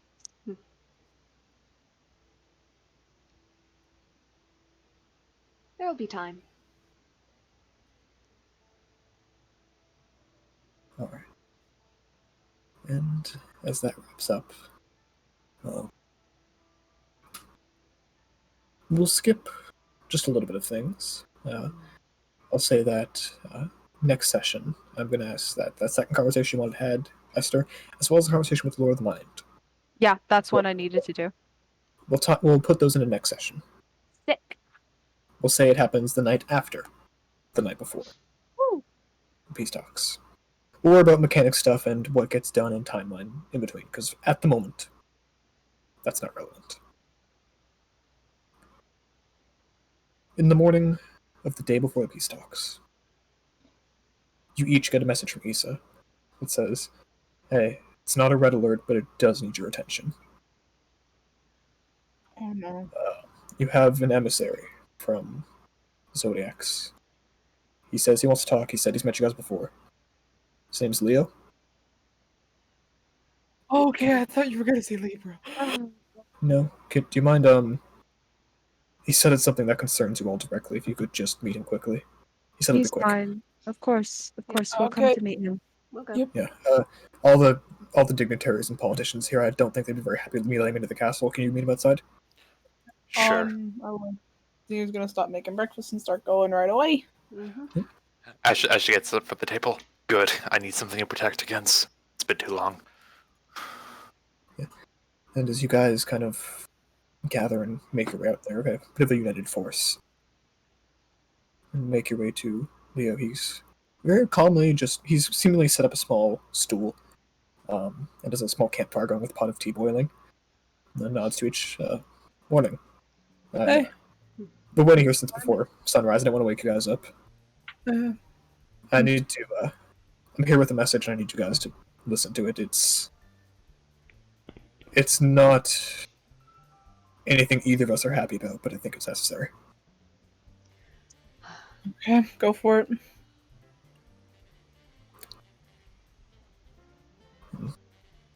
Well, I'll let you guys take a seat as you want to, but I'll just go straight to it. Mhm. We want Aquarius back with Tox. We know you have her. She's a Zodiac. She is. Yep. And frankly, I think she's one of the best sources of positive messaging from you guys that we can get. It'll be the balance out to those who have a bit of righteousness against you guys. Would be an asset for the talks. I was already planning on it. It was planned for her to be there. The only reason she's here is because she's under our protection. Honestly, Well- given what was said, we might be able to lift that protection. I don't think that she's going to be assassinated a second time. Yeah, we And can. only- That's part of what I wanted to ask you guys, actually. How do the rights of ownership work here? Is it because that we're on land that this castle is your guys's? I'd say it's because the monarch allows it. Okay. Inside the lake. Is that someone else's because it's water? We'd have to talk to the monarch about it, but I would rather believe that most of this floating land mass and all that's upon it very likely falls under her domain.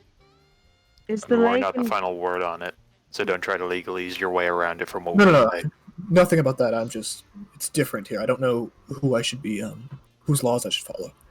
Technically, this doesn't belong to the Archdruids, right? No. No. Okay. And if I jump in the air, it's not going to suddenly be free reign? It's still technically your guys's? Yes. Yes. Mm-hmm. It's a question I've had for a while. I want to make sure I'm not doing anything I'm not supposed to, because there's some law I don't know about that's different. What, have you dealt with some devils in the hells with that? No, but I feel like the Archdruids would take any opportunity to capture me. The Archdruids will not set a finger on you while you're here. I will see to that personally. I don't think we would allow them to pursue any sort of legal action or capturing one on the monarch's land. This is not their domain, this is not their legality.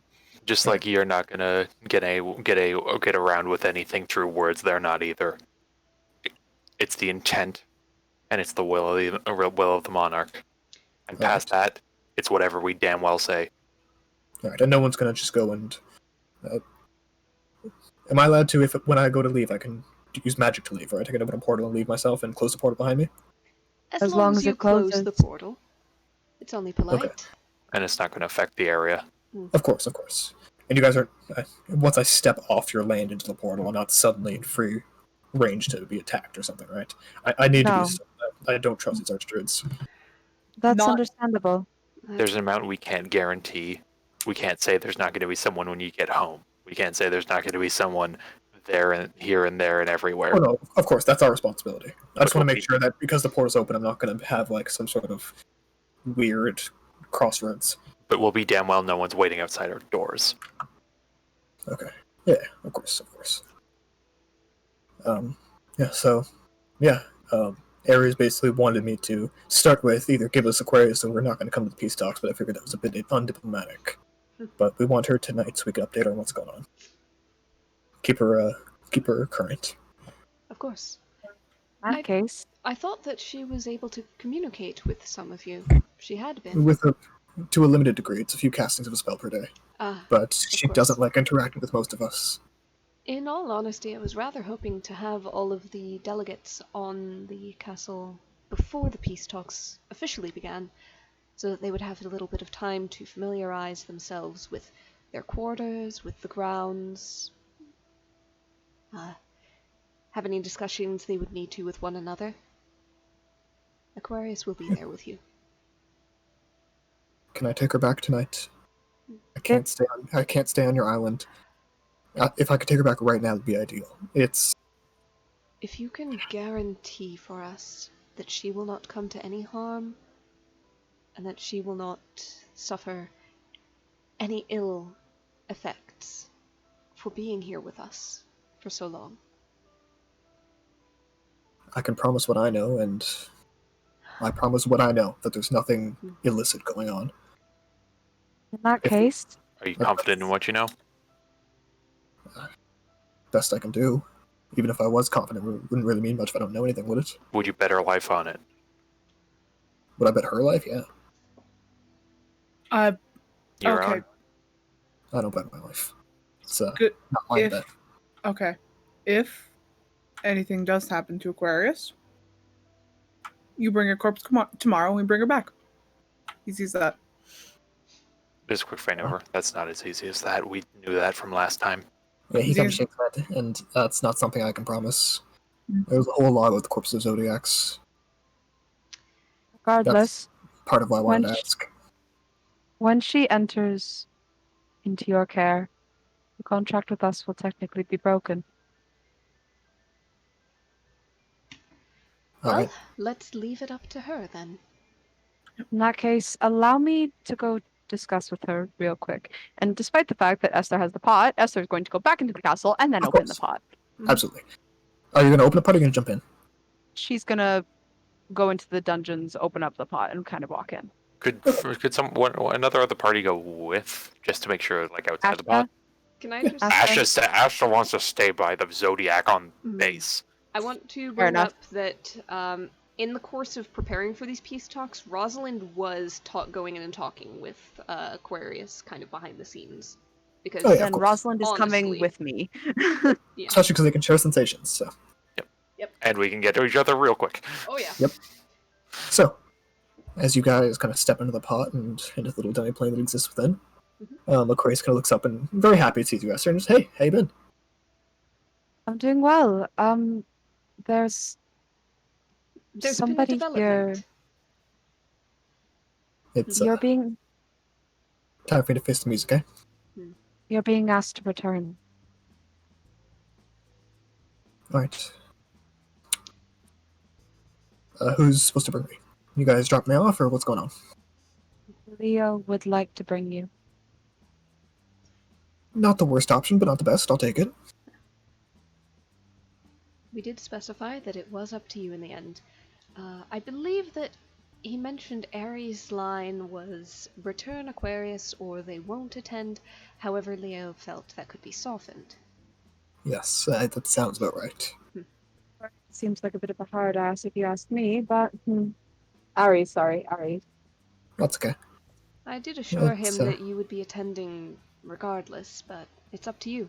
Do you want to go back for tonight and then return with I'd the other would, Zodiacs yes. here? As soon as possible. But it's nothing against you guys, but we're only a day out, right? Yes.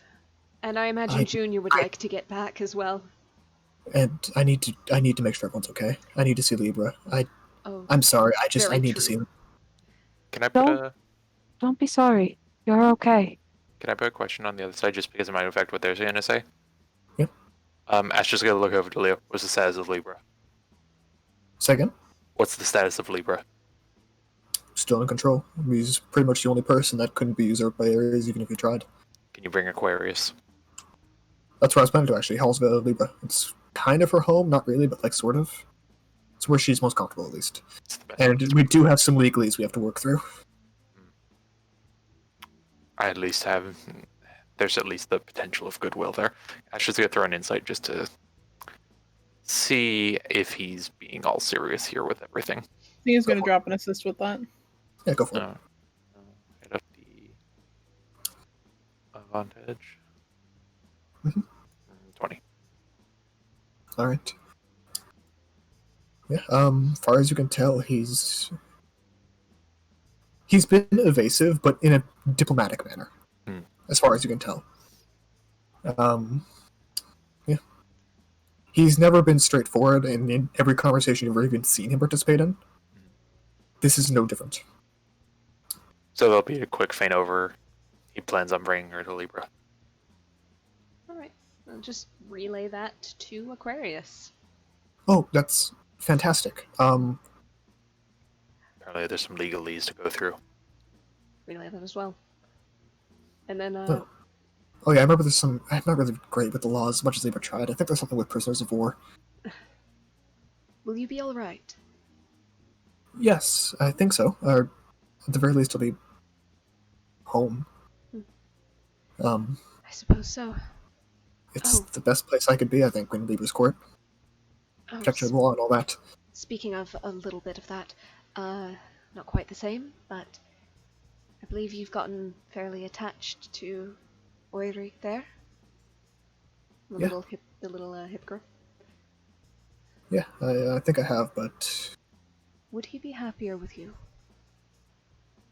I don't think so. I think he thinks he would be. But I have a massive polar bear and I live in a realm of ice.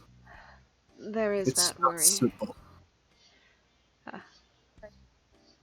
Maybe if all this is well and good and things go as well as possibly they can, I'll be able to come back and forth even. I don't dislike you guys.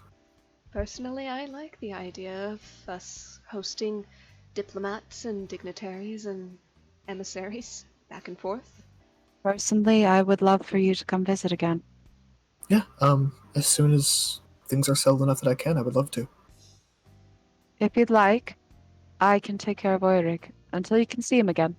I'll make sure that he's happy here. Sure. Yeah, that sounds perfect. Do you mind just giving me 5 minutes to change and gather my things? Of course. Of course. Alright, go tell Leo I'll be ready in 10 minutes. However long it takes to walk from here to the courtyard plus 5. I'll just wait outside for you and walk alongside you. Sure. Rosalind will wait outside the hut.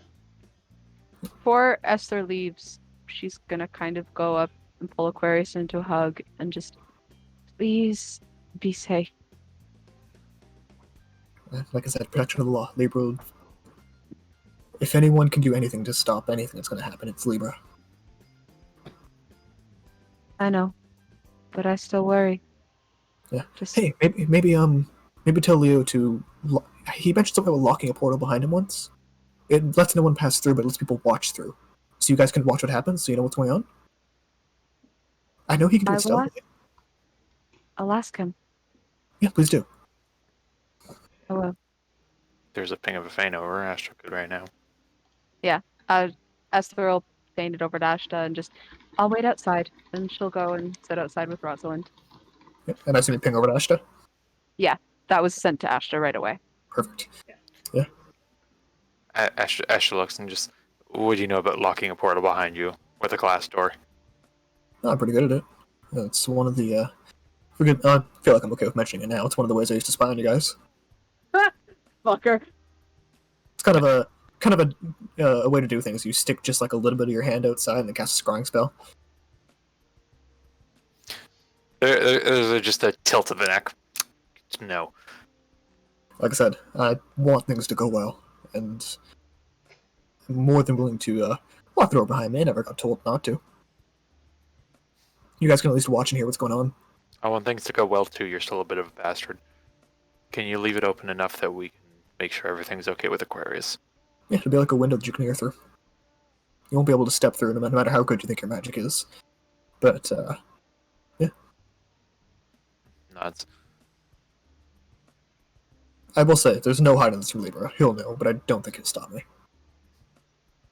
If anything, it'll let him know we're more on the concerned side.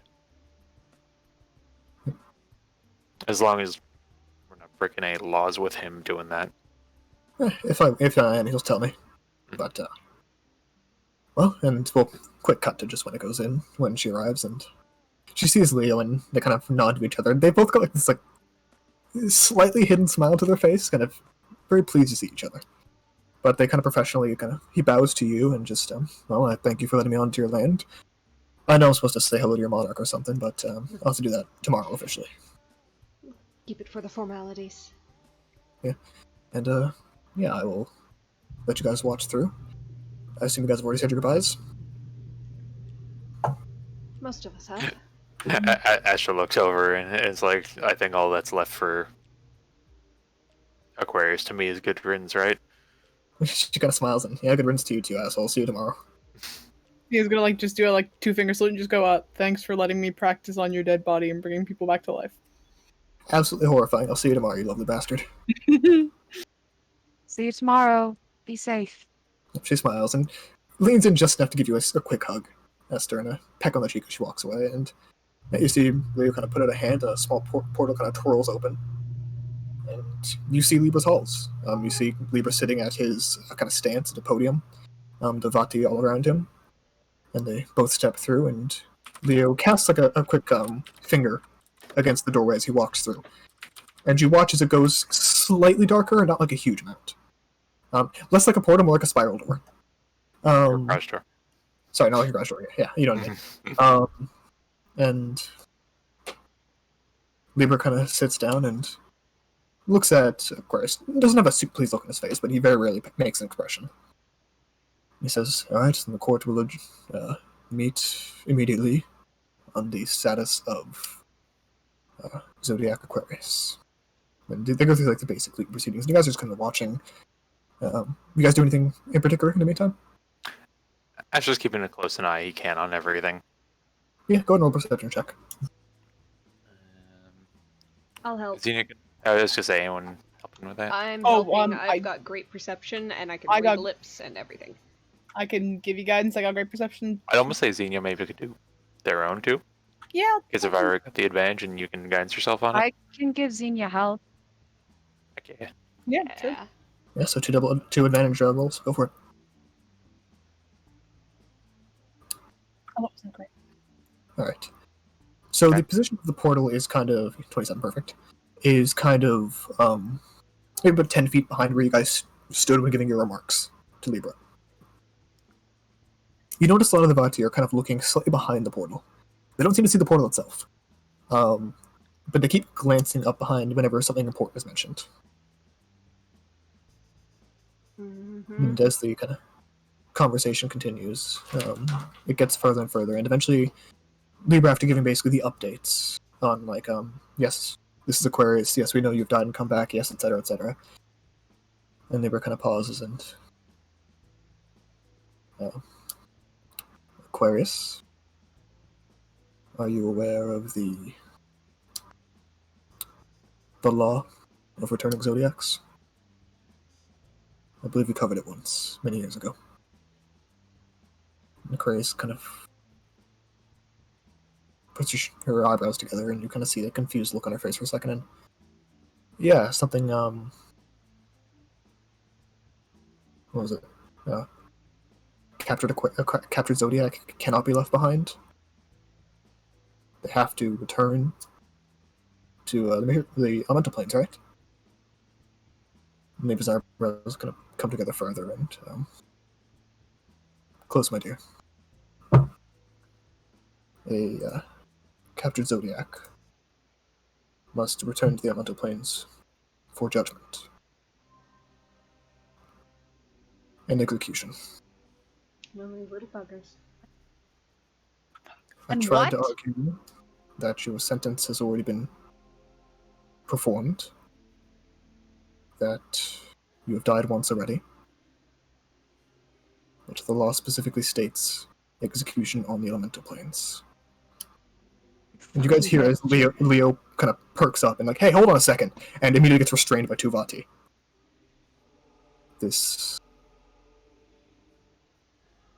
I've spent many weeks trying to argue this, Aquarius. I'm sorry.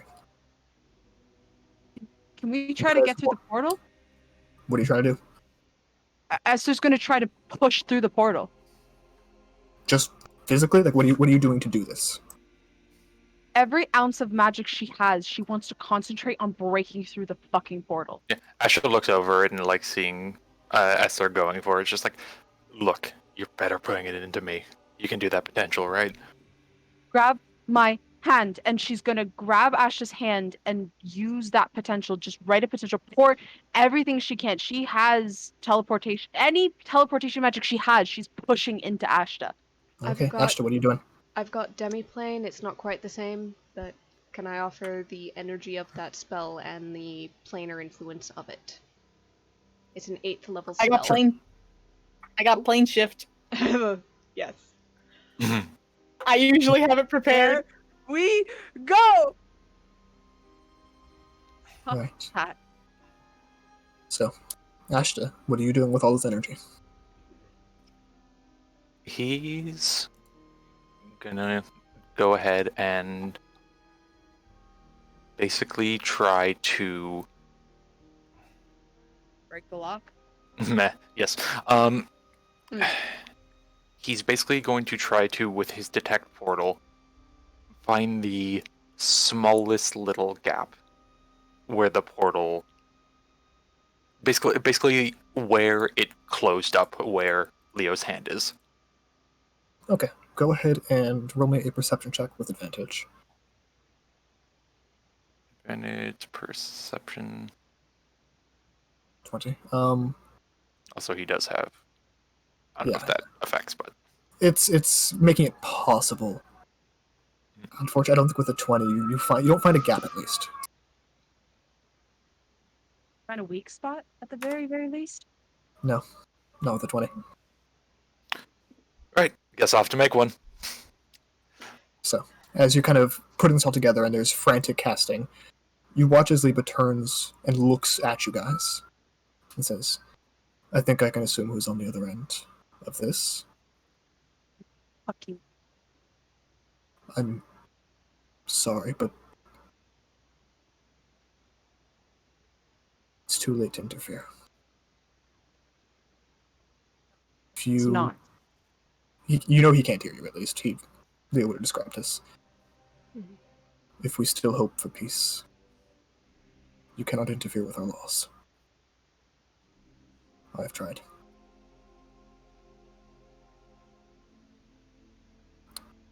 So, you guys trying to do anything else? I'm just gonna faint. I'm just go, this is. I can't believe I'm saying this, but we may have to let this happen. Can't stop this. Can't. I'm If- calling on my patron for any help Okay. I can give. He's looking at you and says, if it's really what you desire, I can get you outside the courthouse. Can I? Can you get her out of the courthouse? No, it's meant to block off gods. I'm not even a god, technically.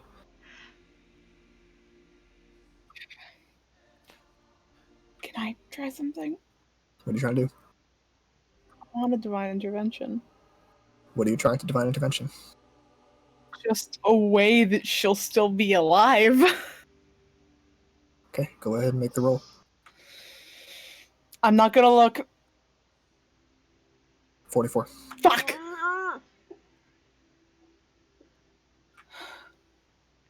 God damn it. Can I try to call the Lord of the Mind? Yeah, you do, and he's... What do you wish to ask of me, my friend? Can't you stop this? They follow you. Ophiuchus, he looks to you. Can't you stop this? She doesn't deserve to die.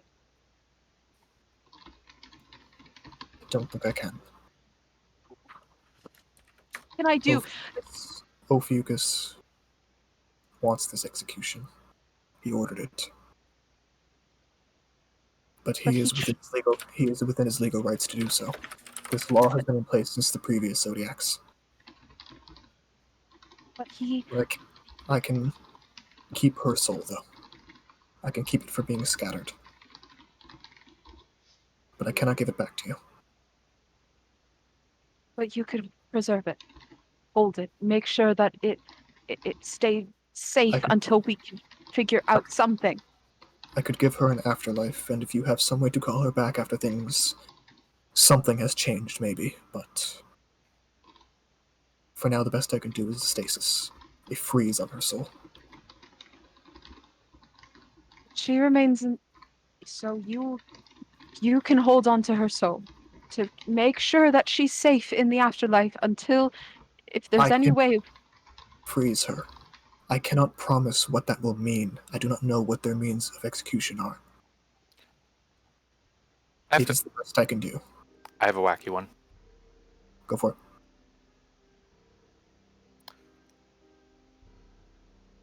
Did you feign Asha, this? Asha wants to grab the pot.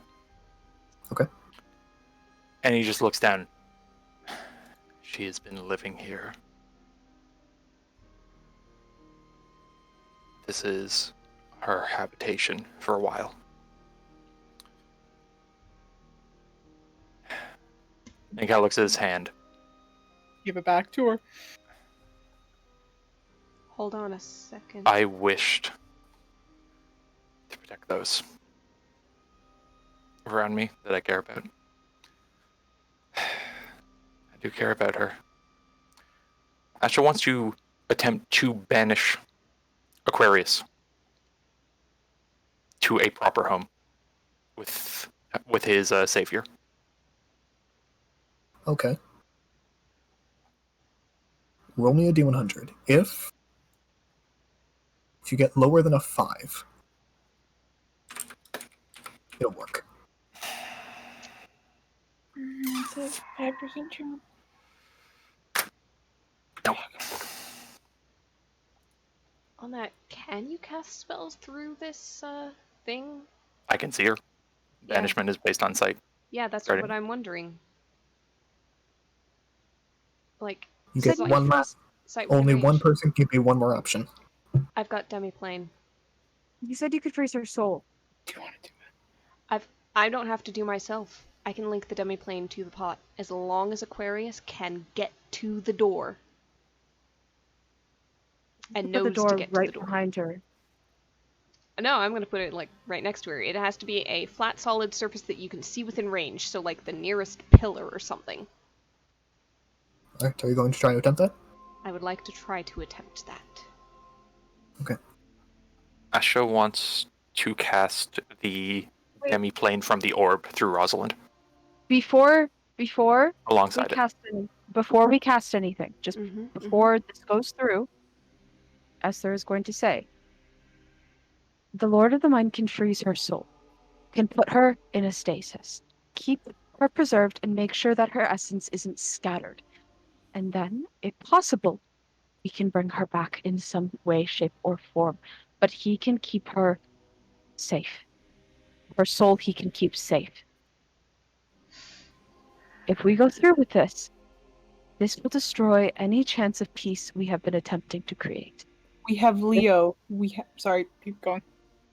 At least in this way, her soul is safe from any sort of harm. She is frozen until we can bring her back or give her into an afterlife that she deserves.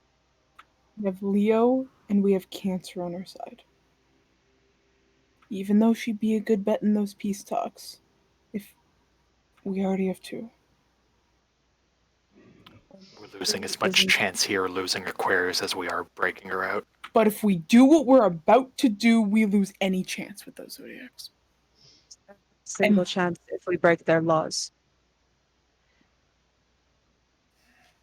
Do you think I want this? No. None of us want her to die.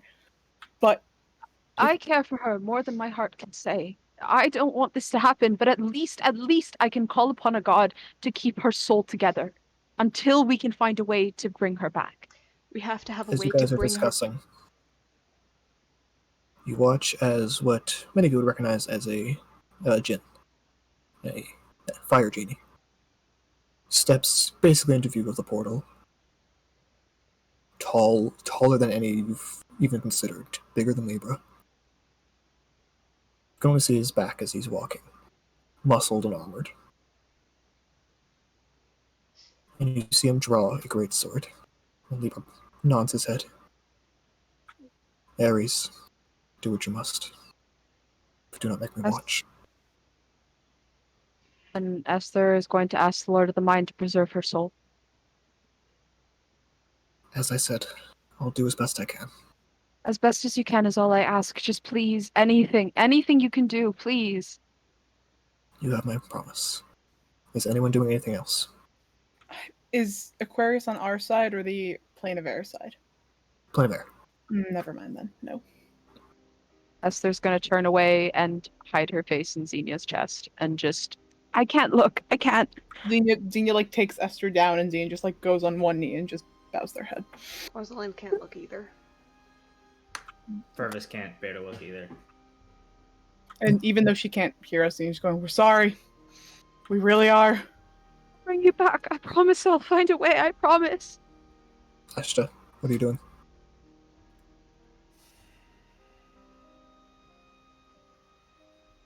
He's watching. Xenia's just gonna look up as it starts happening, just still hand on the back of Esther's head. You watch as Ares walks around to the front of Aquarius, who just kind of stands there. You only really see her from like a 45-degree angle from behind her right shoulder. And you see Ares' face for the first time. It's harsh. There are scars lining it up and down, even though you know that creatures like this shouldn't get scars. They're less physical than fire. His armor is black as obsidian. And as he draws his weapon, you see a creature appear around his shoulders.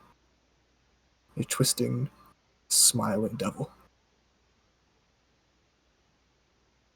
Essence kind of buzzes by your side, Ashta.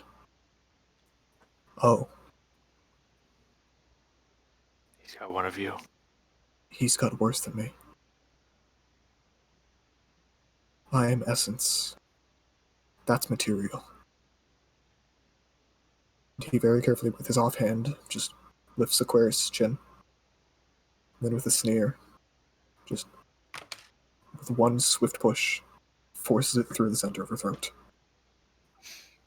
And you watch as Aquarius dissolves into smoke and disappears into his blade. Her symbol drops to the ground. And Essence, you just, Esther, you just hear.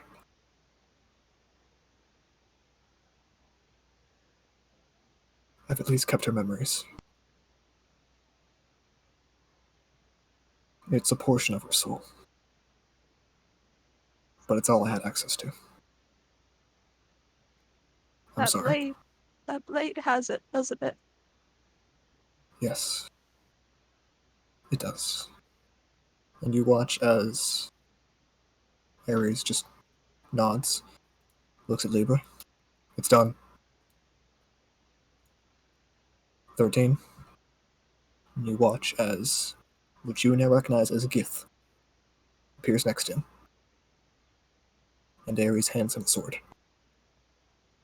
And that's where we're going to end the session for today.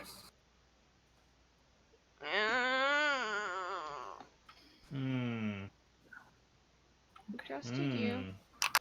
We trusted you. I didn't.